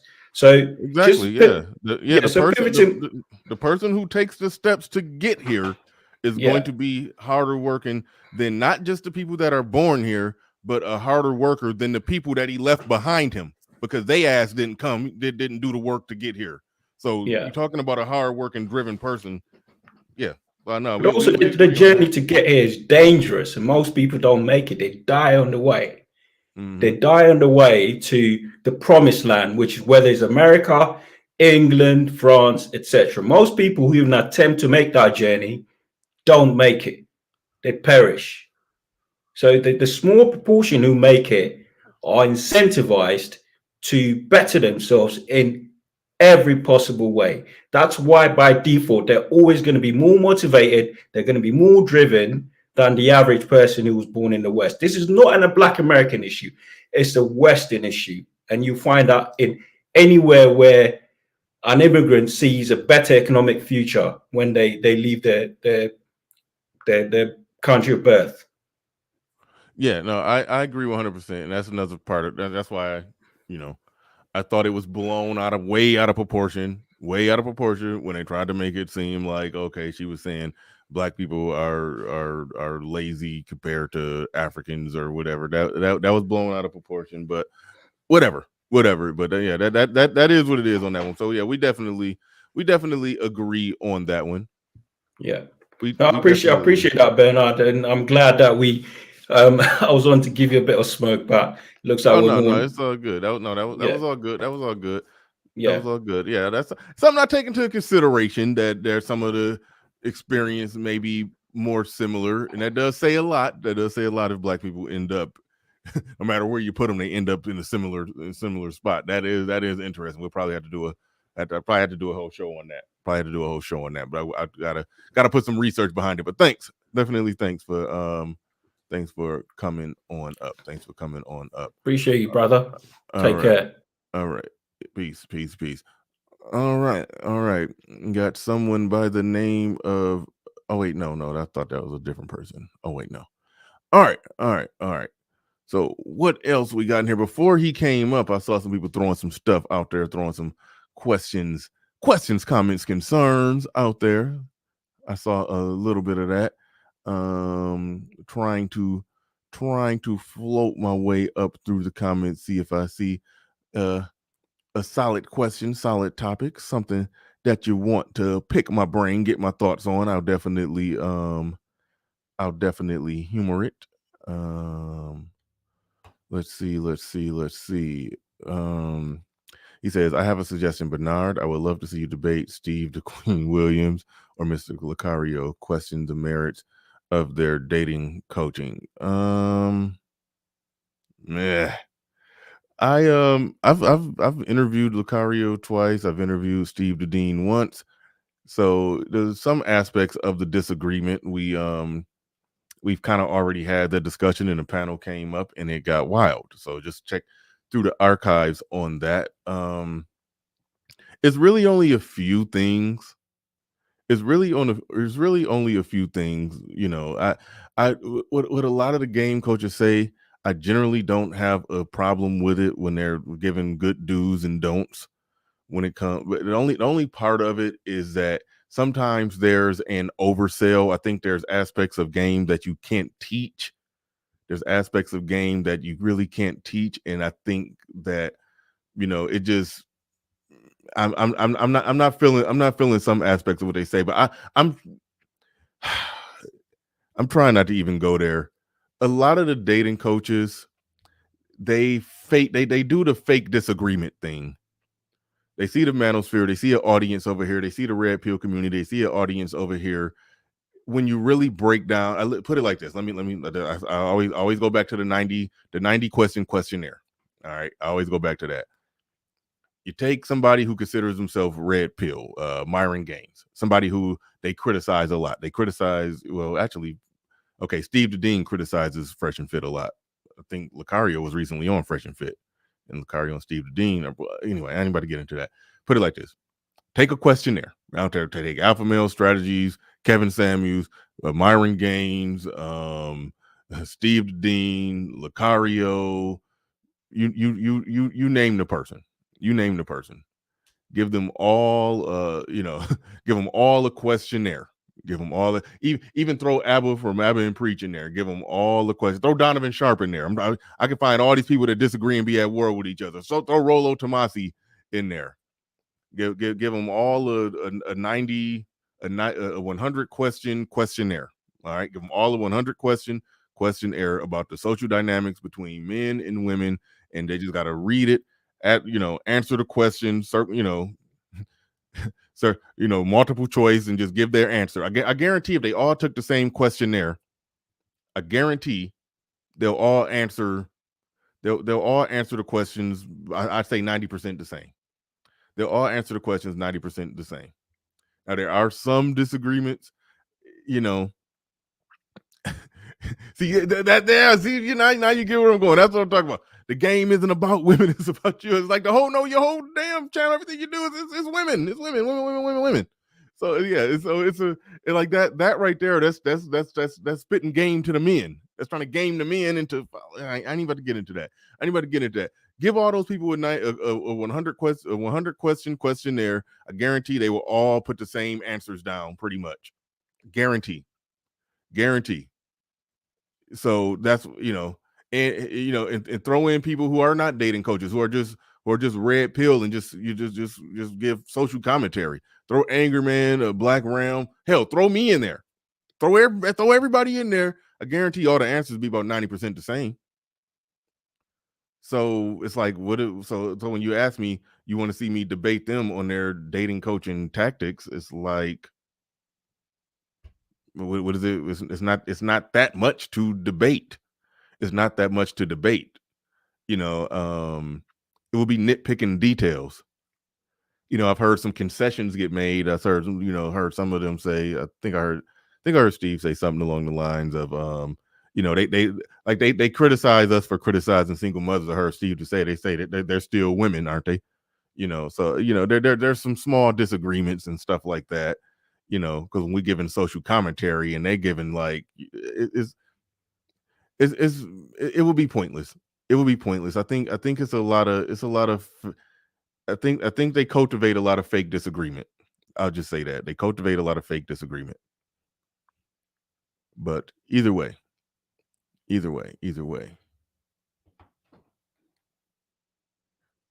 George Mason says the real dating game: play one game of chess with your date.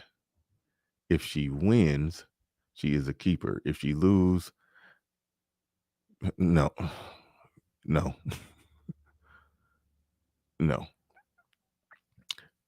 All right. He says, I'll see you down there, SKC. He said they parrot each other's talking points. They boot anyone out the chat that disagrees with them at all. I think everybody parrots each other's talking points while simultaneously saying that person with the same talking points ain't hitting on shit and ain't getting it right, even though they're saying the same shit. I think it's a lot of that going on. But we got SKC back in the building.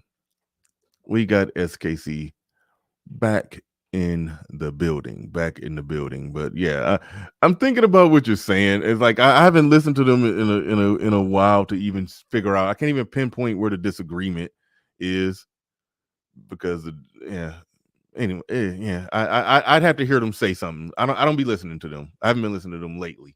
I'm mad. I want to answer your question or answer your question better, but I haven't been even listening to them lately to truly pick apart where I have some disagreement at. But I do know that I think they kind of fake and flaunt a lot of disagreement with the manosphere in general.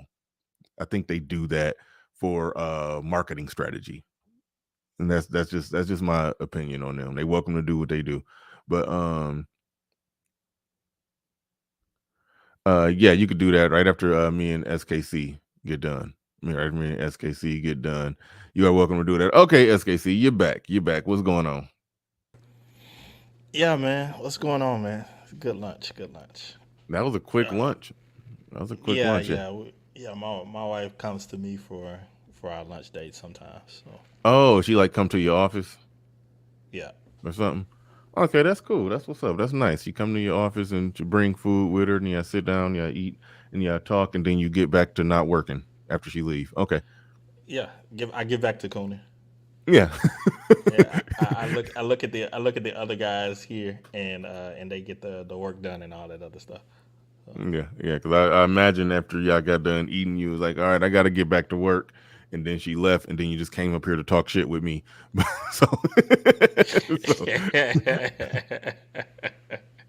Oh man, but yeah, I don't understand how that's just a difficult concept for people to grasp. That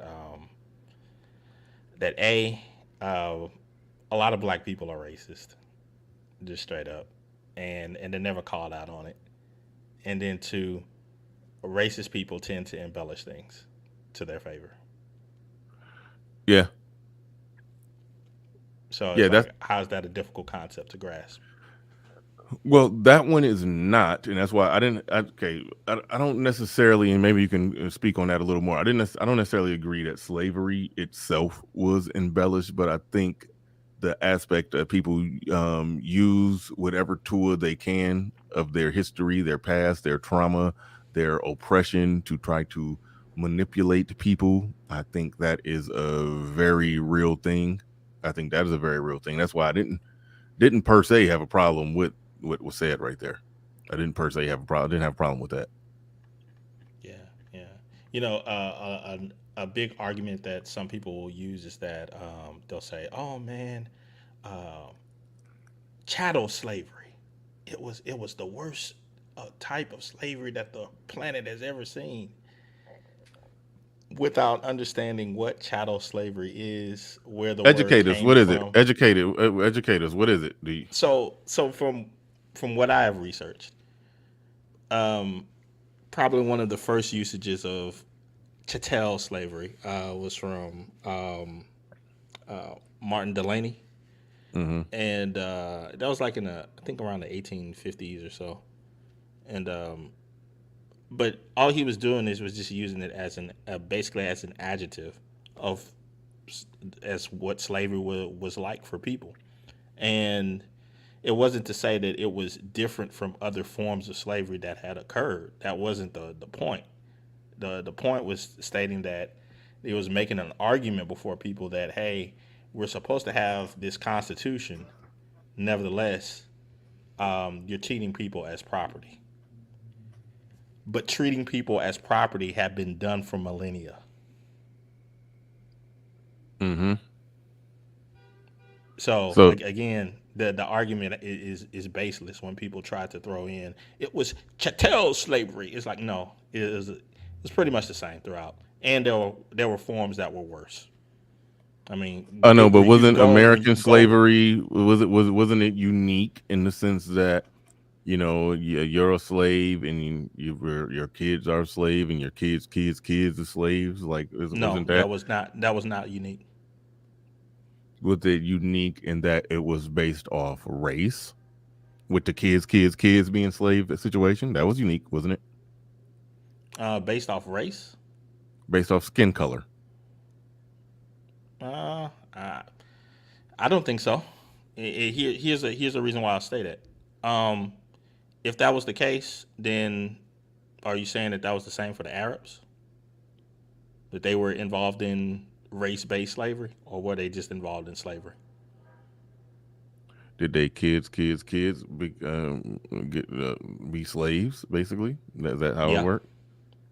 Okay, well then, I mean, no. Same thing occurred in ancient Rome. I mean, you didn't become a you had to earn your citizenship, and people could be slaves for generations. So it's like, what are you talking about, or what are people talking about? Yeah, so slavery is slavery, and it's still bad. So what's the overall point? The overall point you're making is that the people who got so much to say is that people embellish it and try to make it seem like it was the worst form of slavery that the planet has ever seen. Okay. And haven't you heard that argument? Yeah, the Black YouTube is in a whirlwind over that argument. So yeah. And that's what I mean. And that's what I mean by embellishing. Fair point. Here's another part of slavery that's embellished.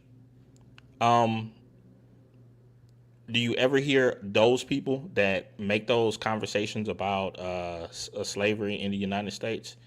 Do they ever give homage to the people who helped get them released? Oh, hell no. Because the argument as it goes is that it was some political mumbo jumbo that resulted in them getting released. It wasn't because, you know, the kindness in white folks' heart. It was some political isms and schisms and ins and outs that like what led to that. I'm gonna botch it if I try to shoot from the hip and explain it.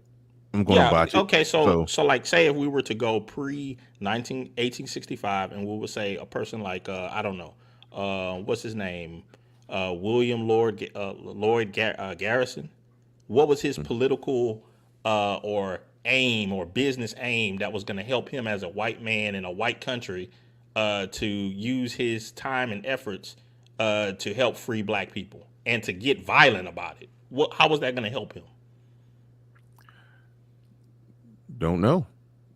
And that's what I'm talking about so far as those type of conversations. The quote unquote black nationalist type people, they never want to have those conversations at all.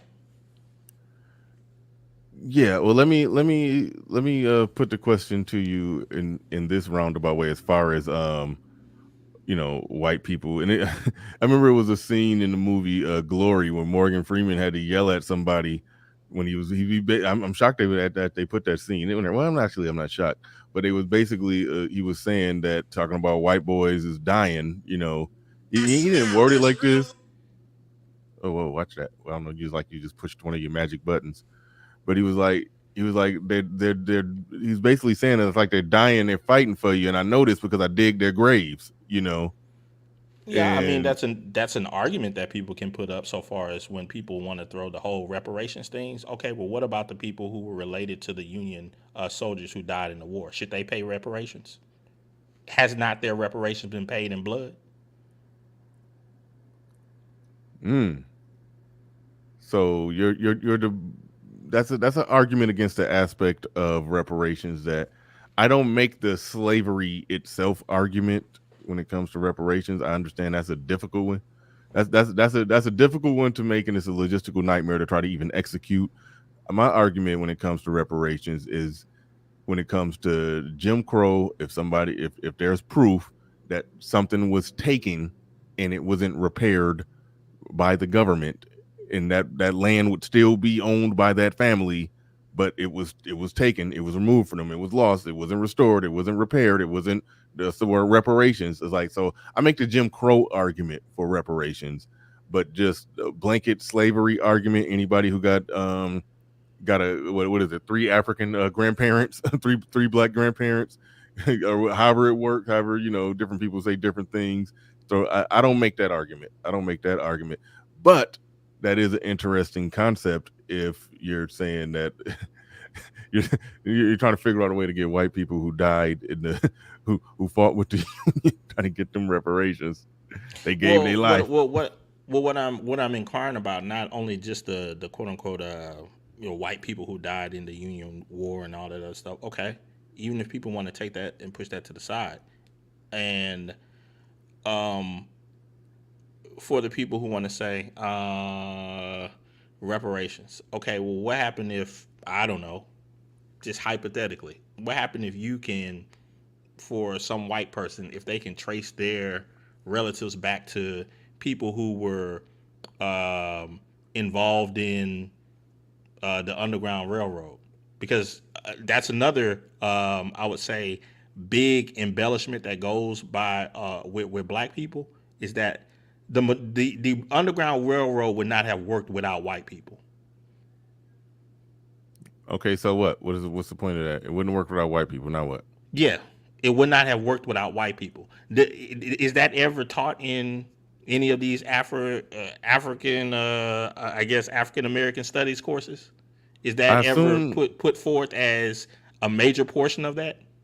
I assume that it is. I've never read anything on it that didn't include white people. I've never watched any documentary on it that didn't include white people. I've never watched a movie on it about the Underground Railroad that didn't include white people. So every form of literature or it was white people involved at every level. So yeah. So I mean, all right. So name one prominent white person that was involved in the Underground Railroad.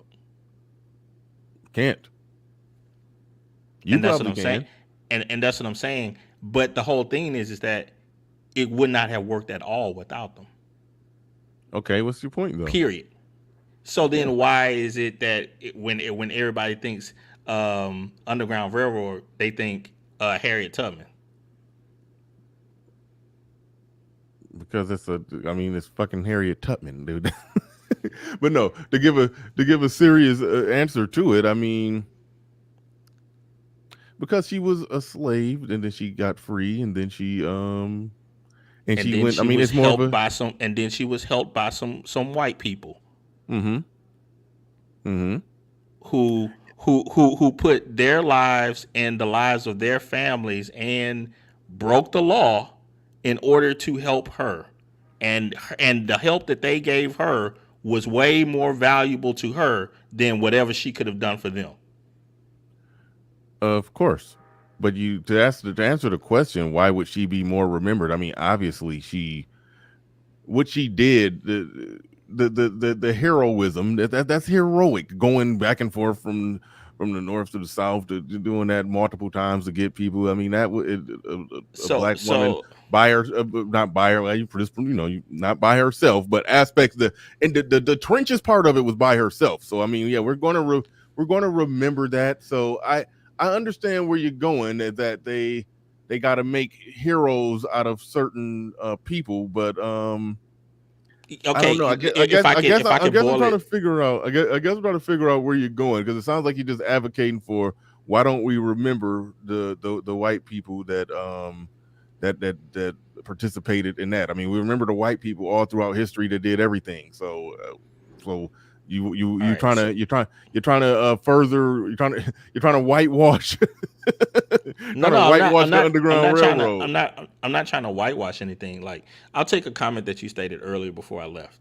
Okay. You were stating, I think you were stating it to TVA. You were saying, yeah, the white guys, they have this fight going on and blah blah blah. But I'm not picking up that fight for them. I mean, I'm just stating, it's not my fight. And TVA was like, yeah, see, I thought you was about to, pick up the cape for the white man and such and such. But if those white people had not picked up the cape for Harriet Tubman, what would that leave us? Good point, but still, does that not deserve some respect? No, you'd have to respect the white people who helped slaves back then. You definitely have to respect that. What are you talking about? We don't do that in modern day at all. No, and again, I'm not lighting a candle or shedding a tear for them. I mean, I understand what you're saying and where you're going. The white people who helped participate in freeing of slaves and black liberation, that participated in it. Yeah, they should. Okay, their names should be remembered. I always make the joke when it comes. I ain't about to make this joke, but yeah, okay. I mean, I don't get what it is that you're fighting for right now. You're fighting no. that they get remembered more. I understand. Put it like this. Hold on. Let me explain it like this.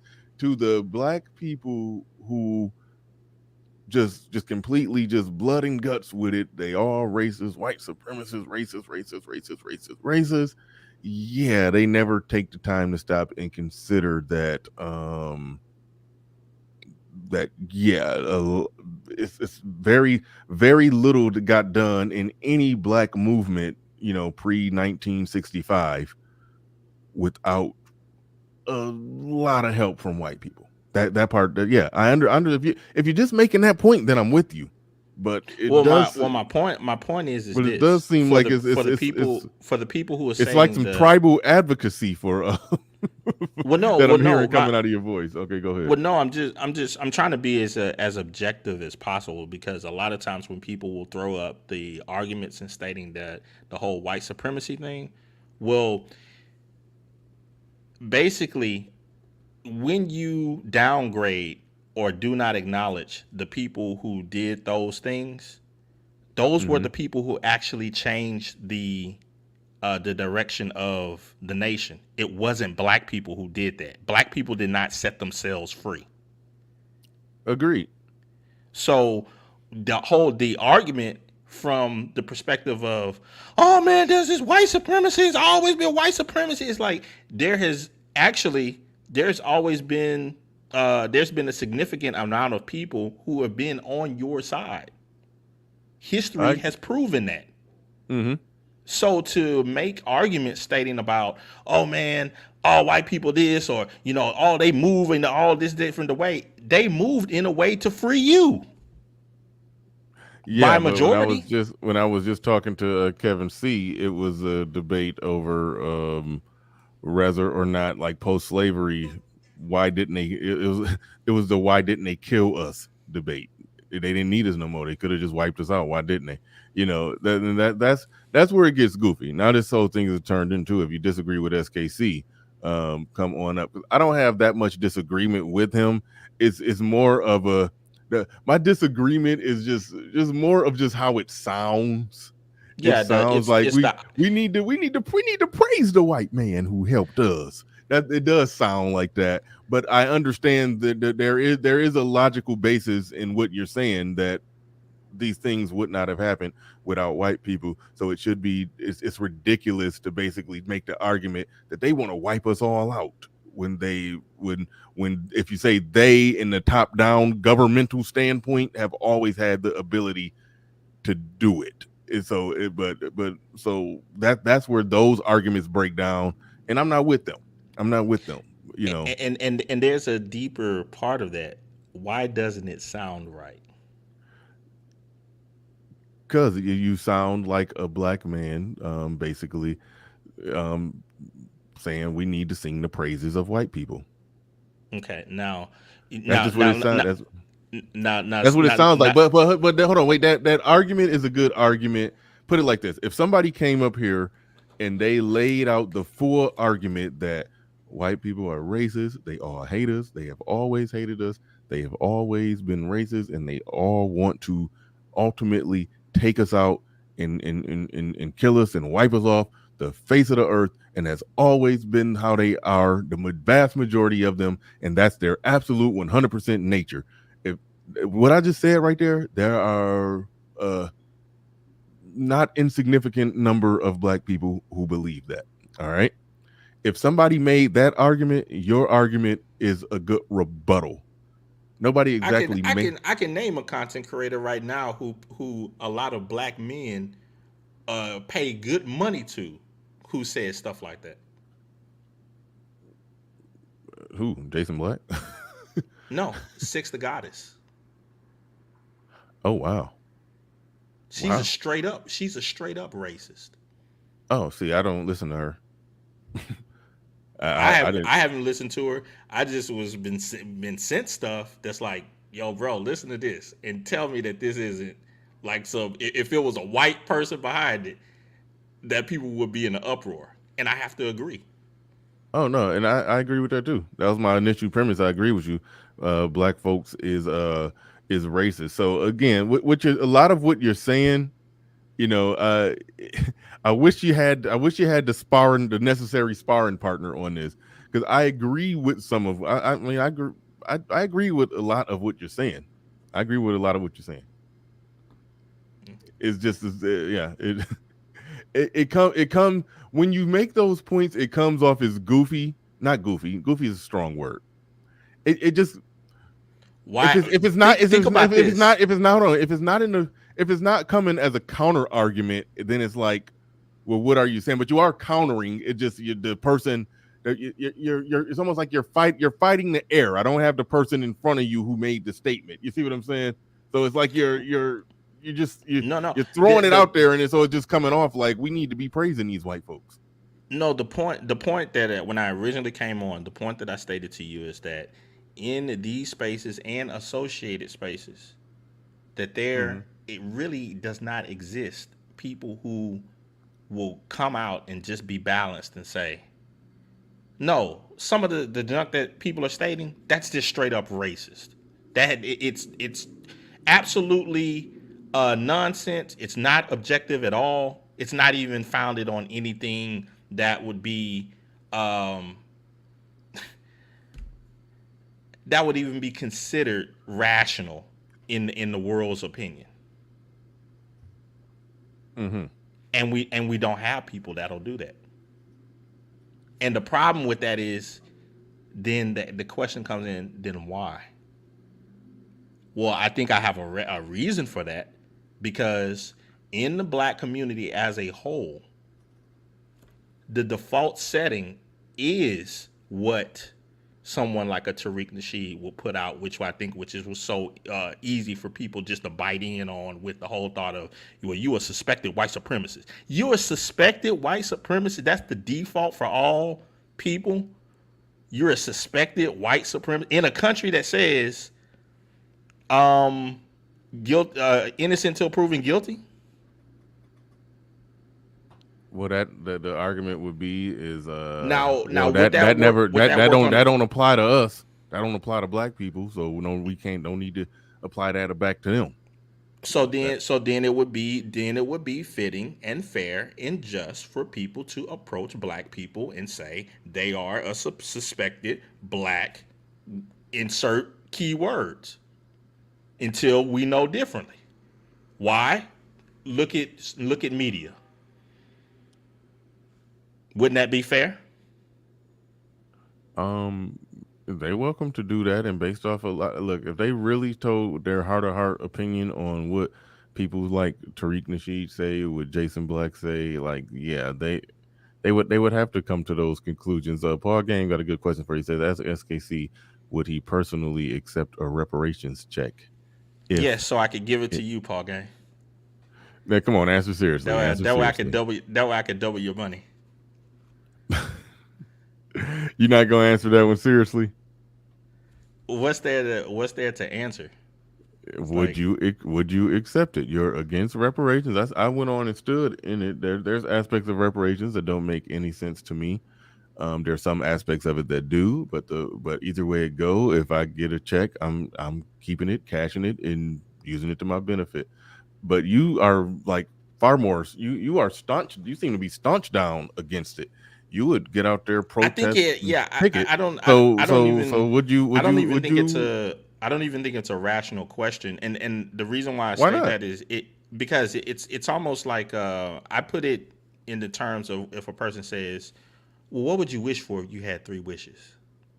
It's like this what we're having. We're having that type of conversation with this type of stuff. There isn't even a sound financial reckoning of how certain things will be accomplished and all. It's like, come on, it's ridiculous. It doesn't even make sense to even. Do we want to answer fairyland questions? I mean, it's not fairyland because it is a fairyland. No, people are actually trying to get it done, and San Francisco is sort of kind of playing ball with it, and so it's feasibly possible in the next 20 years to enough kicking and screaming that a check could very well get cut. So that is feasibly possible. You can't deny that, even though you probably don't think it will happen. It's white guilt is a strong force. So here's the deal: if they cut it, are you on principle going to reject it? On principle, I would not accept something. Okay, yeah, that's fair. That's a fair answer. That's a fair answer. All right, yeah, no issues there. No issues there. So if anybody in the chat room got disagreement with SKC, I think somebody keep getting timed out. I keep seeing the name mentioned, but I can't see the comment. I keep seeing the name mentioned, but I can't see the comment. But there's a but hold on, wait, real quick. Oh, go ahead. Wait, hold on. You said there was some data or something that you had going. Yeah, let me see if I can find that up. You're supposed to already have that ready. But I already know where it's at. It's in the Journal of Economic History. Let's see if I can find the little clip of it. Being told that you're full of it. They don't believe you. Actually, well, I don't know. I sort of believe you. I sort of believe you that you would reject that check on principle. I think you're principled enough to where you would reject the check. Hashtag reject the check. The other part that while I'm digging this up, the other part that I find very interesting about these type of styles of conversation, when you have, I would say, people who counter you, they're supposed to be the people who make sense. They're supposed to be the logical ones, but they never put up a logical argument. They go straight to ad hominem. And why would you think that someone called Supreme King Coon would be bothered by stuff like Coon or bootlicking or Sambo? And dude, I don't care about any of that stuff. Like, so it's like, it's almost like I'll have fun with you while we do that. If you want to do that, we can troll and go back and forth and do all that stuff. Or do you want to go ahead and get to the point? But I think that the end of it, the point is that you really don't have a good counter argument. And you're afraid that you don't have a good counter argument. So you have to continue to go back to the ad hominem, that's fine. If that's all you got, that's all you got. All right. This is interesting because it says the Black Authority down there, and it says Jason Black. That ain't him. Yeah. Well, we're going to see. I knew it was maybe 90% chance that it wasn't him. Knew it was a 90% chance that it wasn't him. But I was going to play with that 10. I was ready to rock and roll with that 10% chance, but no, didn't happen. I was confident it wasn't him. But no, what made me think that I don't know if he got a channel called Jason Black. I know it's called The Business. It's called... Yeah, it's something like that. But I do see someone that put up a counter argument. They said, your argument isn't good. That's the problem. What about white people who helped us? What about them? They helped next. Right. All right. So my counter to that would be, while you're using a Gundam character, which I respect. Non-black character. But okay, what happened when you make those type of statements? Do you not understand that if you make that type of statement before the general public, and the general public is majority those white people that you're stating, oh well, move on. Do you really want them to begin to change their mind on that? Like, oh, so basically they're saying F the people that helped them too. Then how are you going to get what you want to accomplish long term? And this is what I'm saying is, it's like making the opposite is like, if you want to counter me, the opposite is similar to what you were stating, Bernard, of taking the extreme and saying, oh man, would it sound like you just singing the praises of white people and such. No, it's just being objective and being fair. Dude, yes, we know that there was slavery. We know that it was a horrible institution, but we also understand that there were some people who helped to bring that institution down. That happened. Mm-hmm. And to some people, just stating that is, you're a bootlicker. Now think about what kind of community it takes for you to get to that mindset of just acknowledging a truth is bootlicking. Again, it would be a good tactic in a debate with somebody who takes an irrational, strong position. If somebody takes an irrational position and then you respond with that, then yeah, it would be worthwhile to get them to acknowledge it. Like, for example, like me acknowledging that it's just not a big deal.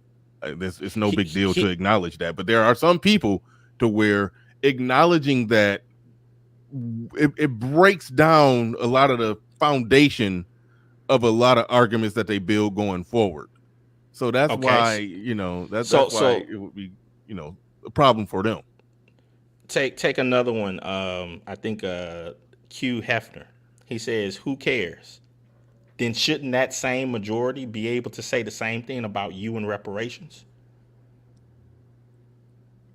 You see what I mean? It's like, if you start to tear down those things, if you don't give a little, then that means that those same arguments can be passed back to you. So when people go up and make the whole argument about, man, so what? Who cares?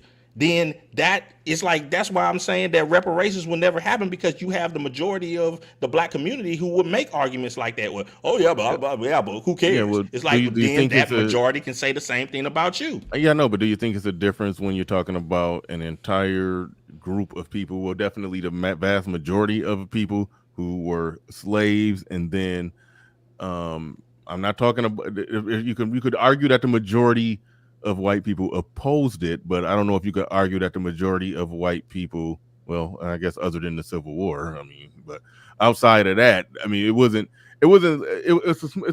probably, other than Civil War, it's probably a minority who truly put life and limb on the line to help black people during slavery. Would you say that that's true, and that's the difference? A minority?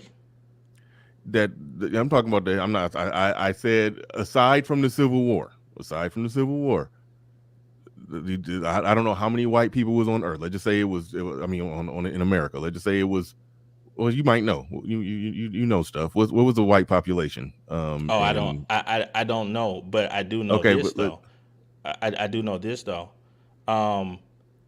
The only, for the people who make the whole white supremacy claim about, oh man, and the colonizer claim and all of that other stuff, which is okay, you made your argument.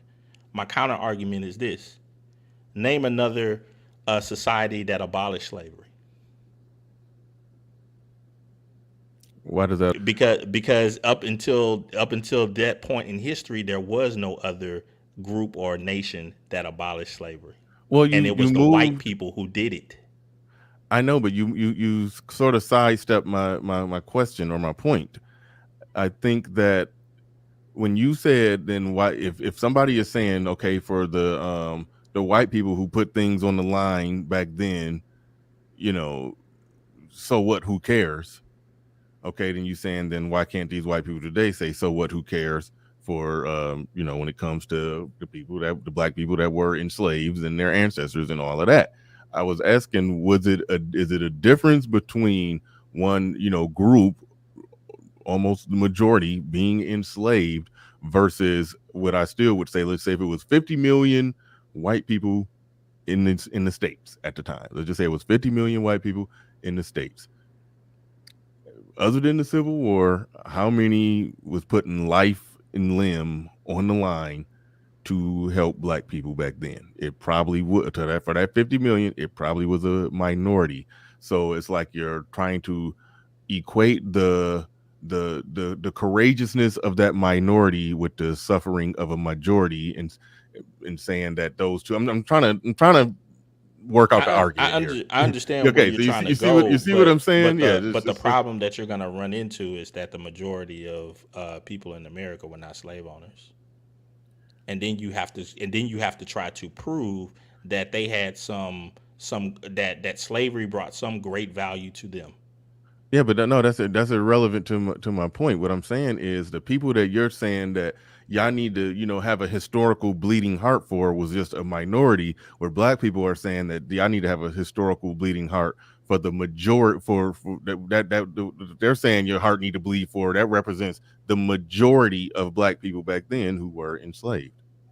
All right, so let me restate it. Okay. And let's pull out the emotional language. Because I mean, well, this is your argument, but your argument is kind of emotional, though. You're trying to get black people to care about the people who stuck their neck out for black people back then. No, it's not. It's reciprocal. It's the same way that if you're stating that, hey, some injustices took place, and I want these quote unquote majority of white people to pay for it, then you get a lot further if you state which argument sounds better to you in a court of law to you. Let's just say if you were the judge, Bernard, hey man, you effed over my people, I want my money. Or, hey man, some of your people messed us over. I understand that there was some other parts of your family that didn't, and they helped us out, but there is a debt to be paid, and you know I would appreciate it if you would take care of that. Yeah, the second argument sounds better, but I do want to say is that any bleeding heart? Anything? Is that any licking of your boot or anything? No, that's a fair way to word it and present it, looking at it that way. I don't know. And that's my whole argument. That's part of my whole argument of the whole reparations thing is that, first of all, I don't think that it will work in the first place because you don't even have black people that have the emotional intelligence to understand how to frame the argument in a correct way to where to get the most benefit from it. Because they're coming at people from the first way. You effed us over, y'all some crackers. You need we need our money. Look at the dude in California right now. You know, it's like you're not going to get anywhere with that. No, I agree with you right there. One way that you framed it, and maybe you framed it that way because that's how people frame it, but it's not. It's okay when you say the majority of white people didn't own slaves. It's wrong to ask the majority of white people to pay for it. What it actually is when you're breaking it down, I see it as the country itself did something wrong to a group. So it's going to basically the government of that country to repair what was taken. It's not me trying to shake down my white next door neighbor. You got to pay for something that you may not even be a direct descendant of a slave owner, but you got to pay. No, the government has to pay it out.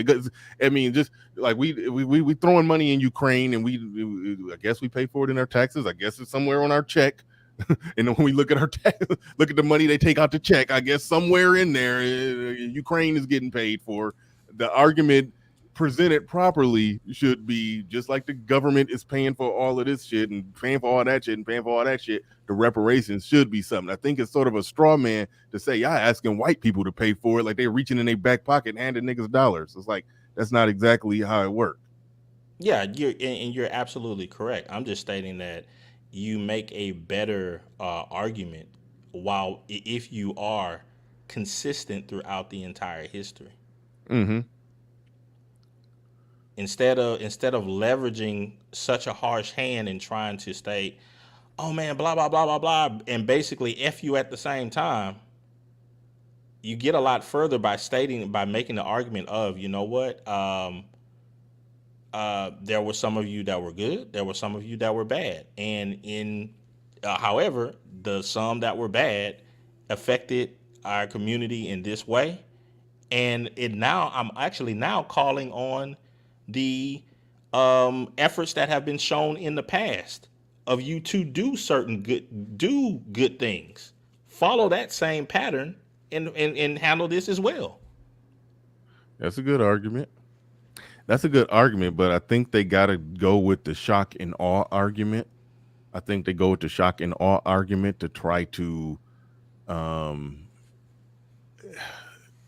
they got, and this is going back to that exaggeration thing. They got to trump up how evil it was and how evil the people were and how evil y'all still are for not doing it. It's like, so it's trying to come in an amicable type of way like that. Nah, that's not. I understand what you're saying, but I don't think that's the tactic. I don't think that gets it done. I don't know, but I mean, it's like you're being on the reparations PR team right now. It's interesting. I think you had to mute up. This is SKC. No, I was saying is because you have people that do not want to be objective, because of their failure to be objective, they do not make a stronger argument. Yeah. Because that is the default setting of Black America, to make more emotional arguments than objective, logical ones. And then at the same time, you will have a great majority of them who will then throw in other groups of people when those other groups of people have made better arguments. What do you mean throw in other groups of people? Small hats. Okay. Just to throw this out here, and I know that I'm being the fire in the hole at the moment, and I'm the super ultra coon and all this ultra coon instinct. My power levels at 9,000. Black America, you're not the small hats. You don't have the infrastructure that they have. You don't have the history that they have. You don't move in the way that they move. You don't do business the way that they do business. You don't self-discipline the way that they self-discipline. You do not have the country backing you the way that they do.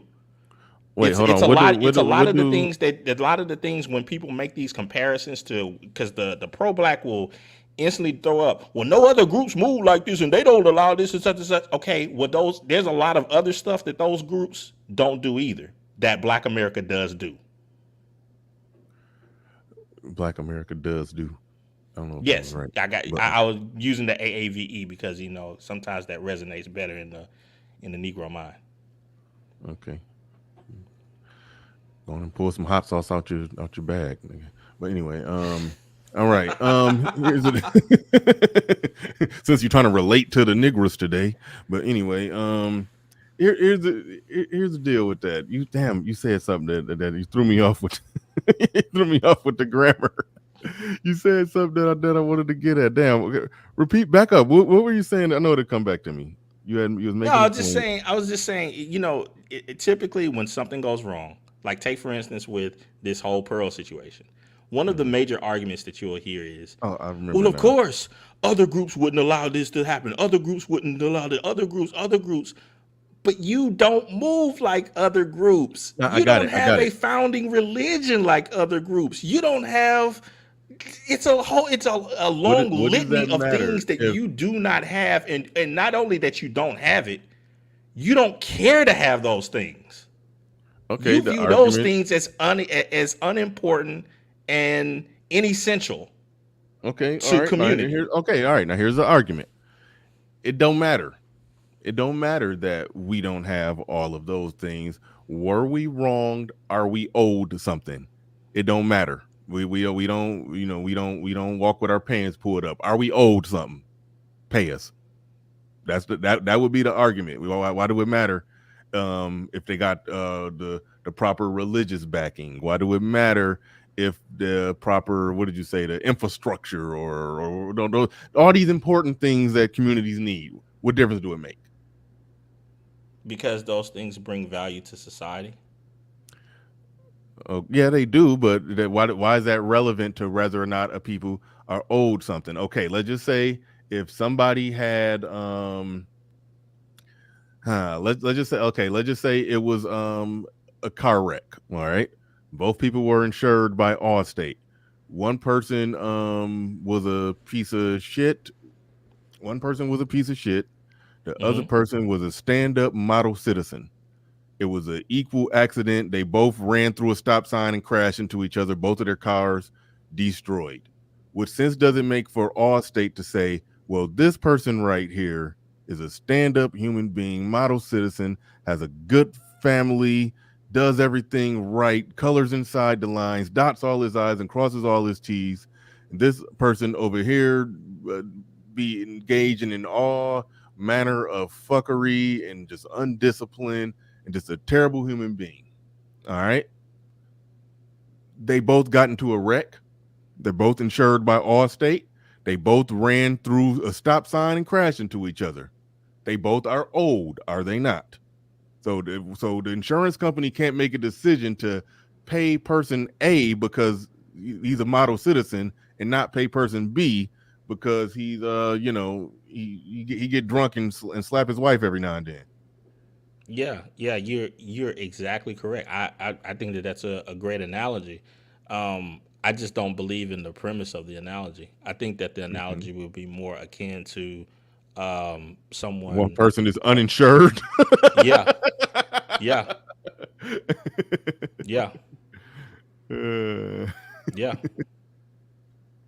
I think that would be the more sound argument, or even if, and I'll even throw it to a different way. It'll be like, this is my mama's car, and she didn't let me know that the insurance was lapsed. Well, I mean, it's like, okay, your mama did that to you, i.e., Africa did that to you.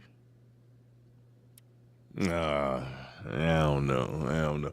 Put it like this, and that's why when it comes to reparations, that's why I make the Jim Crow argument where somebody can literally show what they are owed. If they can literally show what they are owed, nothing else matters. we were owed something. It was taken by the government or the country in some way, shape, or form, and we can prove that it belonged to us. It was taken. It was never repaired. Yeah, I actually think that you and others, I think King Sigma does an excellent job with that as well, so far as making the Jim Crow argument. But you do know the majority of the people who talk about reparations are not talking about Jim Crow, and that's the problem. Yeah, you're the minority in that conversation. I try to float out things that make sense, even though the majority of us ain't rocking with it. I try to float out things that make sense, because the fact of the matter is that would move the needle. It just wouldn't get every single living, breathing black person the fairy tale check, the make three witches check, and that's what's wanted. Yeah, and the majority of the people that want to make the argument, they want to start at 1619. And they want Hannah Nicole Jones to be on the front of the proposal. And it's like it's not a good argument. Yeah. No, good points. Oh, so since I got you here, we're gonna switch gears on this. I'm gonna put you on the spot with this one. SYSBM is a pro-black male organization. Prove me wrong. Two of the founders and writers in the book itself state that for a long time they didn't even want to use the whole term black. It's just a term to alert certain people of situations that alert certain people. Yeah. Black men, black people. What you talking about? Certain people. Don't try to word it fancy. I caught that. Yeah, because okay, here's the point in that. I would say a better counter to that. You do the whole SYSBM thing, right? Now, the pro-black argument is that they still gonna see you black. But the pro-black argument is also, we don't accept you as black. So which one is it? Hold on. Wait, back up. You saying the pro-black argument? Start over. The pro-black argument has a duality. It's, it don't matter what you're gonna do, the world gonna still see you as black. Okay. And at the same time, we don't recognize your blackness anymore because you chose so and so. So which one is it? It's both. I think the pro-blacks can disinvite you from the cookout. Okay, that's fine. You lost your black card. So the pro-blacks can take away. They have the power to take away your blackness.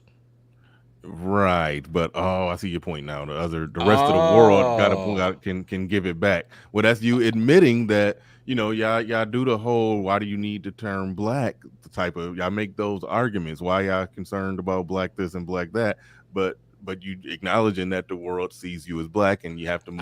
I'm not acknowledging. I'm asking the argument so far as from the pro-black side. Their argument is the world is always going to see you as black. Period. The end. However, we have the power to take away your blackness. But they're proven in that same sentence. They prove it in that same sentence that they really don't.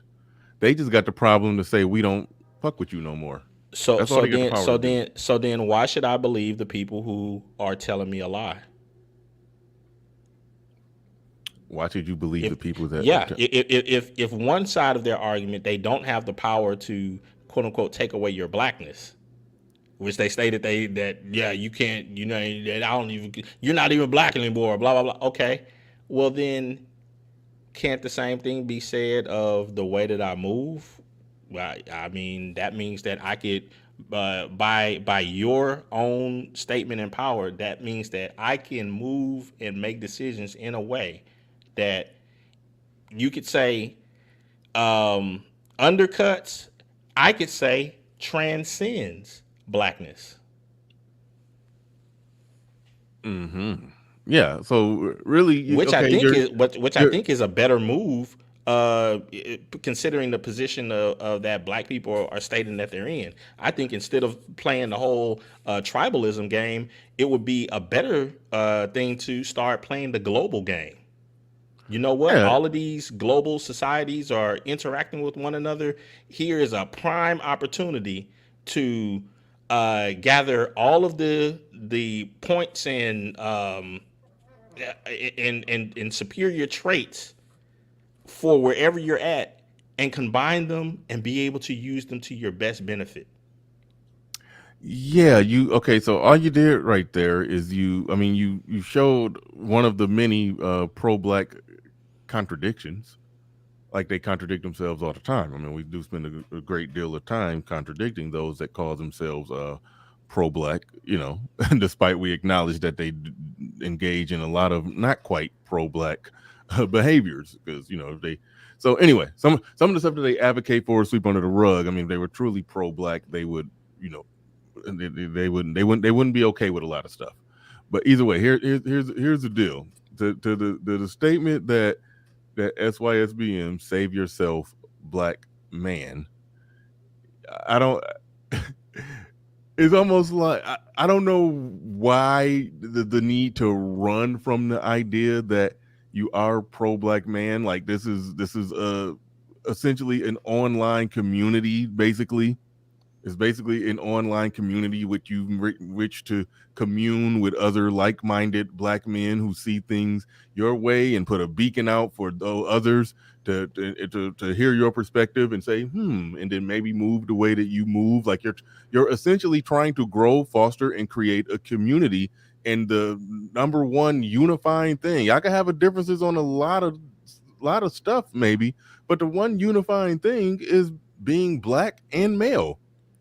Like that, so, being black and male and not engaging in certain type of behaviors. Like, you can't be non-black and then turn around. Like, if somebody is non-black and say, "Hey, I saw y'all tenants and I agree with everything in there. I'm SYSBM." No, you can't be. You're not black.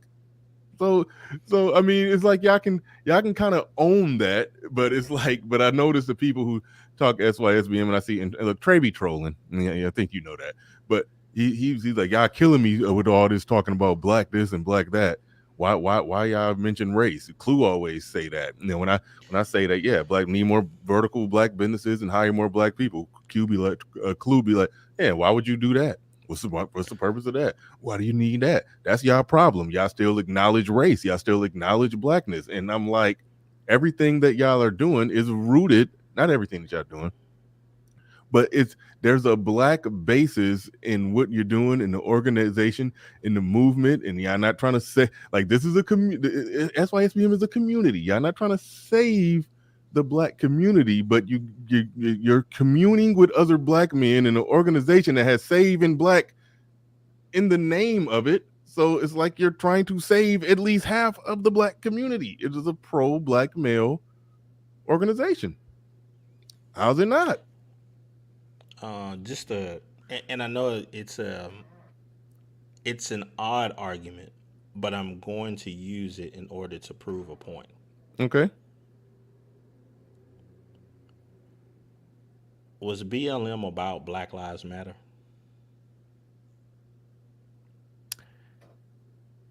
No. But it has black in the title. Yes. So you're saying y'all use go. Do you got more to say on that before I respond? I'm just waiting for you to. I acknowledge. No, wait. I acknowledge that. If that's BLM is not pro-black male. Let me something. Okay, it's so pro-black, let me go. Something, just not pro-black male. Y'all are more pro-black. Hold on. SYSBM is more pro-black male than BLM. Okay, so let me throw something else in. Where did the Black Panthers get their ideology from? I hear from Marxism, all kind of other play. I hear all kind of stuff. You tell me. Mao. You even see them holding up the little red book. That is. Oh, and okay, also the little fist and so forth of that didn't come from black. But Black Panther is in the title. Because they're black. And so they took somebody else's stuff and then they made it their own. And they put black in front of it.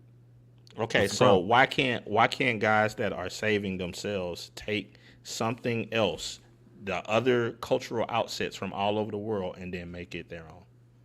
And it has and whether the things that they're taking from has nothing to do with black.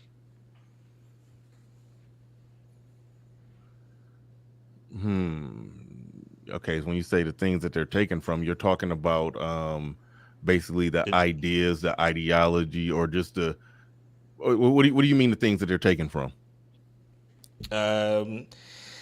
All of the various cultural sets, the traditions, the norms, the various pieces of working functional society. Okay, so y'all basically just taking all the normal Western stuff that work that I forgot who it was. You did the content on it where they basically not even Western. Some dudes are going all sorts all over the world. Oh no, okay, fair enough.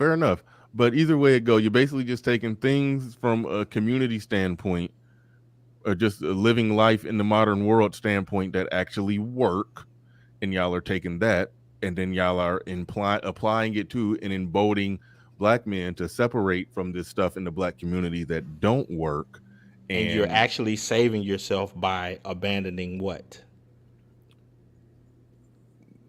Black. I see you're abandoning black or the black community. You call it black. I say you're saving yourself. Okay, you're emboldening black men to save themselves by abandoning certain behaviors that are fairly consistent with with being black, or fairly consistent with the black community. However, if you say that the Black Panthers took something that they thought worked and they put black on it and put their fist in the air and emboldened other black people to move this way and operate that way, okay, I mean, I was going to ask, where were they saving themselves from? I mean, it's still kind of a play on words with the not necessarily a play on words, but when you say we're saving ourselves from something, it's still a matter of you're saving yourself from. You're saving yourself from you're emboldening. You're doing the same thing that everybody is trying to do. Is the same thing I'm trying to do. When I say I'm pro-black male, I'm trying to embolden black men to move and operate differently. I think the only line in this, I don't even think it's a difference. You're basically saying the way that black people move, that's baked in the cake of being black, so you have to separate from that. I agree with that statement, and I have no problem identifying it as being pro-black male. I mean, and all I'm saying is that you're pro-black. You're pro-black men. I'm not writing the rules on this. The community is. The community is stating that they are the progenitors and the definers of all things black and blackness. And all I'm stating is that for a lot of the SYSBM guys are stating that, okay, that's your premise. We're trying to move completely away from that. And if you want to say that, black, that's fine for you. But our idea of what black is something completely different from what you can even conceptualize. Oh, I mean, in that sense, I 100% agree. I 100% agree. But it's still because it doesn't lead with black. Because how does it not? Because if it was leading with black, then that would mean that you would fall right into the same thing of, man, you got to have a black woman. You got to be for a black community. You got to be for black people. The whole crayon game. It's like, no, that's not being played here. It's much deeper, more principled things than that. and Yeah, typically that's okay, just not and yeah, a quality of the community. you're trying to cultivate a community of black men who operate on different and much better principles. Like that's what's happening. So if your wildest dreams happened and you were to get the majority of black men to operate and move in that way, you would ultimately have created a community of black men that that are putting, being putting themselves first, and you will be essentially redefining, reordering, restructuring what it means to be black and be black and male. Okay, You so taking the whole thing from the online stuff completely off. Say if I was interacting, let's say with my guy Kitagakade, what would a real life meeting be like, and what would it constitute? Would it be sitting up where it's just two black dudes that are saying we blickety black and black and black and black? No, it would No, of be course not. That's stupid. it would be two family heads that are stating, you know what? Hey, your wife is this, she's cool. My wife is this, she's cool. My kids are this. Hey, on the this side of your family, ideas that come from that, this side from my family, ideas that come from that, and that has nothing to do with the community and all that stuff. So the real world conceptions of things go way beyond what you're talking about so far. It's just like this community of black men. It's like, no, you would have to accept everyone in that community. No, you wouldn't. Not if the Yes, community because that's their family. No, not if the community is built on principles. It's almost like you're saying, when I say not if the community is built on certain principles, and it's like you're saying, I'm hearing your response is black people can't have principles. It's like that's what I'm hearing. No. Even though you're not saying that, because whenever I'm saying what I'm saying is that the black community is what I'm saying is that the black community doesn't lead with principles. I agree. That's the reason for a separation. That's the reason for a separation. So it's almost like anything that's black, anything that's identifiably black, other than SYSBM, you're saying it absolutely 100% has to take in and have to consist of all the nigga shit. If it don't got that nigga shit, it can't be black. That's basically what you're saying. Like there is a such thing as two black men. Let's just say two black men who have families. They're not SYSBM, but they're two black men who have families. They can have that same exact conversation that you just explained. That two black men, or you and Kirigakari Jones meeting up. They can have that same conversation. They can have that same communing with each other, so to speak. Like that can exist without the moniker SYSBM, and those are two black men who also separate themselves from the nigga shit. Like y'all don't own the idea, y'all don't own rights to the concept of separating yourself from that which is harmful. That's sort of what it sounds like, because anybody who's not claiming your banner, in your mind, they're still dipping their toe in or still splashing around in the mud with that which is harmful. Nah, man. I don't view it like that at all. To some extent, I think people overestimate certain, or they embellish certain things. I don't take, for instance, yourself. I don't think that what you're doing is bad. I don't think that your lifestyle is, oh man, it's doomed to fail and all of that. It's like, no, I'm not saying any of that. More power to you. I hope everything works out well, and it has worked out in the past. It has. Heck, I'm in a way a semi-product of that. But if we're looking at data, we know that that's going the way of the dodo. What's going the way of the dodo?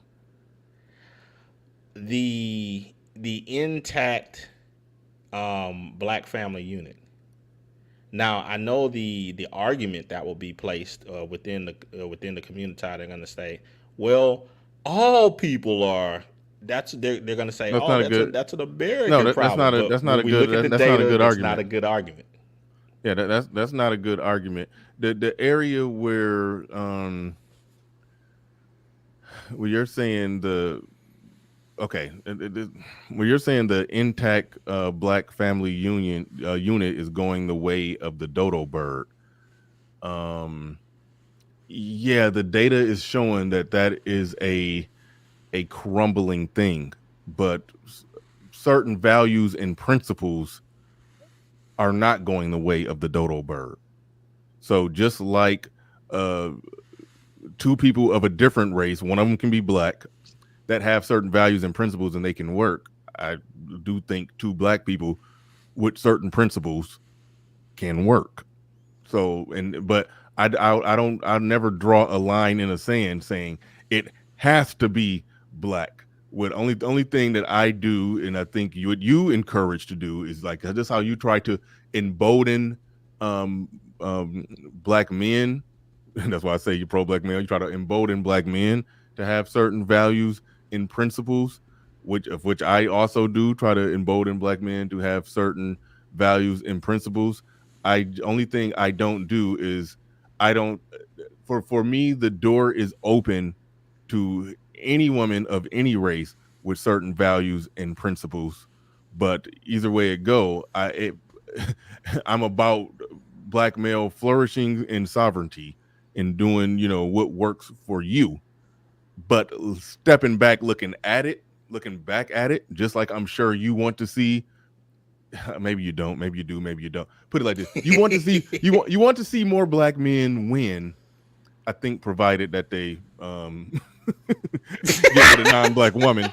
I think. Okay, so that's why I say you're pro-black male. You do put it like this: every black man who marries a non-black woman, you want to see that man win and become successful. You do. No, that has nothing to do with it, man. It's like, hold on. Let me straw. Hold on, wait, real quick. Let me just straw man you then. Okay. All right. If I'm saying you want to see any black man who marries a non-black woman, you want to see him win in life. My position is just extended to, I want to see every black man, as many black men as possible, regardless of the color of the woman that he's with or the choices that he's making, or even if he chooses to be 100% single. I want to see him win in life. And the only win that I do want to see from the black women's is if in the event that they get on board, connected, 100% submitted, following his leadership, that I would like, I want them to have that, that they'll definitely benefit from that win. But that woman doesn't have to be black. That woman could be of any race. But either way, the one consistent thing is I want to see that black man winning and letting go of all the problematic bullshit that I think is plaguing black men in the community. And that's, I think, is cultural. It's not in and of itself skin color. It's cultural. So I want to see black men move in a cultural way different from how they're moving. And that's probably one of the disagreements I end up having with anything that says exclude this color. No, exclude this behavior, actions, attributes, and cultural bullshit. That's really where it's at with me. And I do like that, yeah. And I do. The last thing I'll say, and I do agree with Kanye West's statement when they said he hated the Jews. He said no, he's jealous of them. He wished that black people that had the stuff that they had, the families, the businesses, and all of this, and stayed. So yes, there's a part of me that I don't believe in diving on the grenade to make this happen. But there's a part of me that I would like to see black people be all they could be, so to speak. I would like to see that, but I don't want black men diving on the grenade. But that grenade is, a problematic woman with multiple kids by multiple men. Don't do that. But I would like to see us win, but just like I would like to see the Pistons win, but they suck. So I watched the Lakers and the Warriors, even though they ain't all that good this year. But I watched the Lakers and the Warriors. I would like to see the Pistons win. I'm from Michigan. I would like to see the Pistons win. But yeah, I'm not buying season tickets to that shit. But anyway, go ahead. Nah, I said a lot. Yeah, it's all right. Yeah, it's I like the riff. It's not a bad thing. The principles way heavier to me than race ever could. Yeah, but don't you? But okay, but you do want a certain race of men to have those principles, though. I'll put it this way: I'm in the office right now, downtown at the office. Here in the office, I'm looking at two other guys here. They are not my race. These are my guys. Yeah. So it's like that's what I'm saying. It's not. It has nothing to do with. I would never put you're recruiting race black over principles. And I know, but you're recruiting black men to have. I'm not recruiting anybody. Bullshit. You don't start a YouTube channel and join an organization called SYSBM. Save yourself, black man, if you're not trying to recruit or bare minimum embolden black men to have certain principles. So you are recruiting, and black is really the first criteria of the recruitment, and then he got to jump over the principal hurdles. But he got to be black to be, part of SYSBM.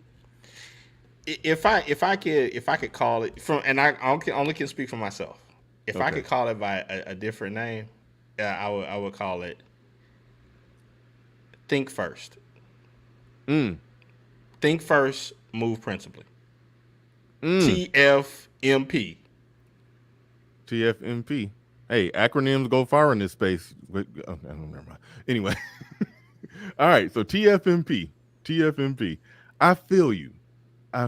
Think first, move principally. But here's the thing. So for the people who will always state this whole thing about, because ever since coming into this space and going back into our days over at the Obsidians, one of the principal arguments will be, well, what do you ever do for the community? What do you ever do for the community? Such and such. And it's like, okay, first of all, you don't know what my family has done in the past.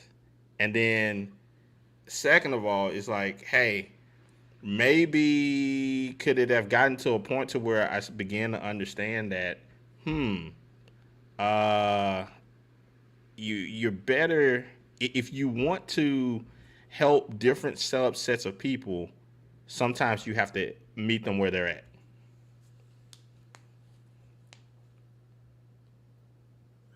All right, I understand what you're saying on meeting them where they at, and so it's not saying that. It's like, say if I go when my kids are in another month and a half, go to the robotics festival. There's a lot of kids that we help. They're not just black. Yeah, I know, but but in order to meet the kids that may be black, you have to lead with black, because that's where they're coming from. Their community always puts black.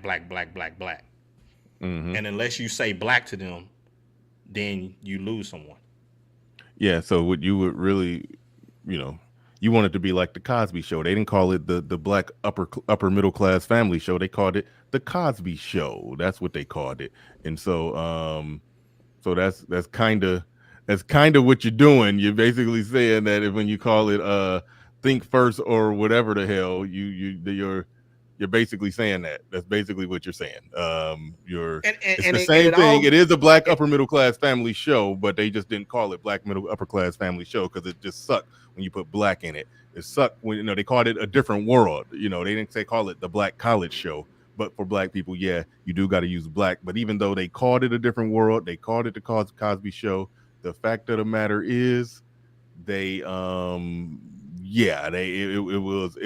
was a show designed to present black in a different, more positive light. So at the end of the day, it is an attempt to get black men to behave, operate, and engage in a better way. So I think it's a way to just let, for the people who may have conceptualized it before, just like, yeah, there's something you could do different, because the pulled in the black community so far as black men is a specific way, and we all know what that is. There's only so many slots you're supposed to fit inside of these boxes and pigeonholes in order to be authentically black. Yeah. It's a rejection of black culture with an attempt to change it for black men. And there are other implications to it, because there's the racial implications of it, with the kids being, I guess, less black. It would ultimately create a whole this is getting into a whole other discussion of a whole next generation and a generation after that that would be really, really light-skinned black people, but still maybe black, but maybe not. Maybe they may go by the name, maybe they won't, but long as the principles live, you happy with that, right? Correct. The principles will always supersede any type of skin color, and that's what I'm stating is that for some reason within Black America, and I know that the pro-blacks will make the argument, oh, well, there's other people that want to see, themselves and such, and I'm just saying that should not be the principal charge for how to order your life. Right on. All right, I just got a call from my son, so I got to get up out of here. I got to roll, but no, good conversation on whether or not SYSBM is a pro-black organization, a pro-black male organization. I still think it is. However, I understand that principles over black, and you define black as the black shit that goes on in the black community, and because it's not that, therefore it can't be pro-black male in any way. Yeah, that's what black people say. Yeah, I'm only going by what the authority states. The majority of the community states that these type of activities, these type of actions, this way of thinking is non-black, and I accept that. Yeah, if I didn't have to run, we'd probably talk about it again. Oh, RM, stay right there at the bottom. Stay there after me and SKC get up here. All right, I gotta go, y'all. Thanks. This was impromptu show. Made something out of it. Good conversation.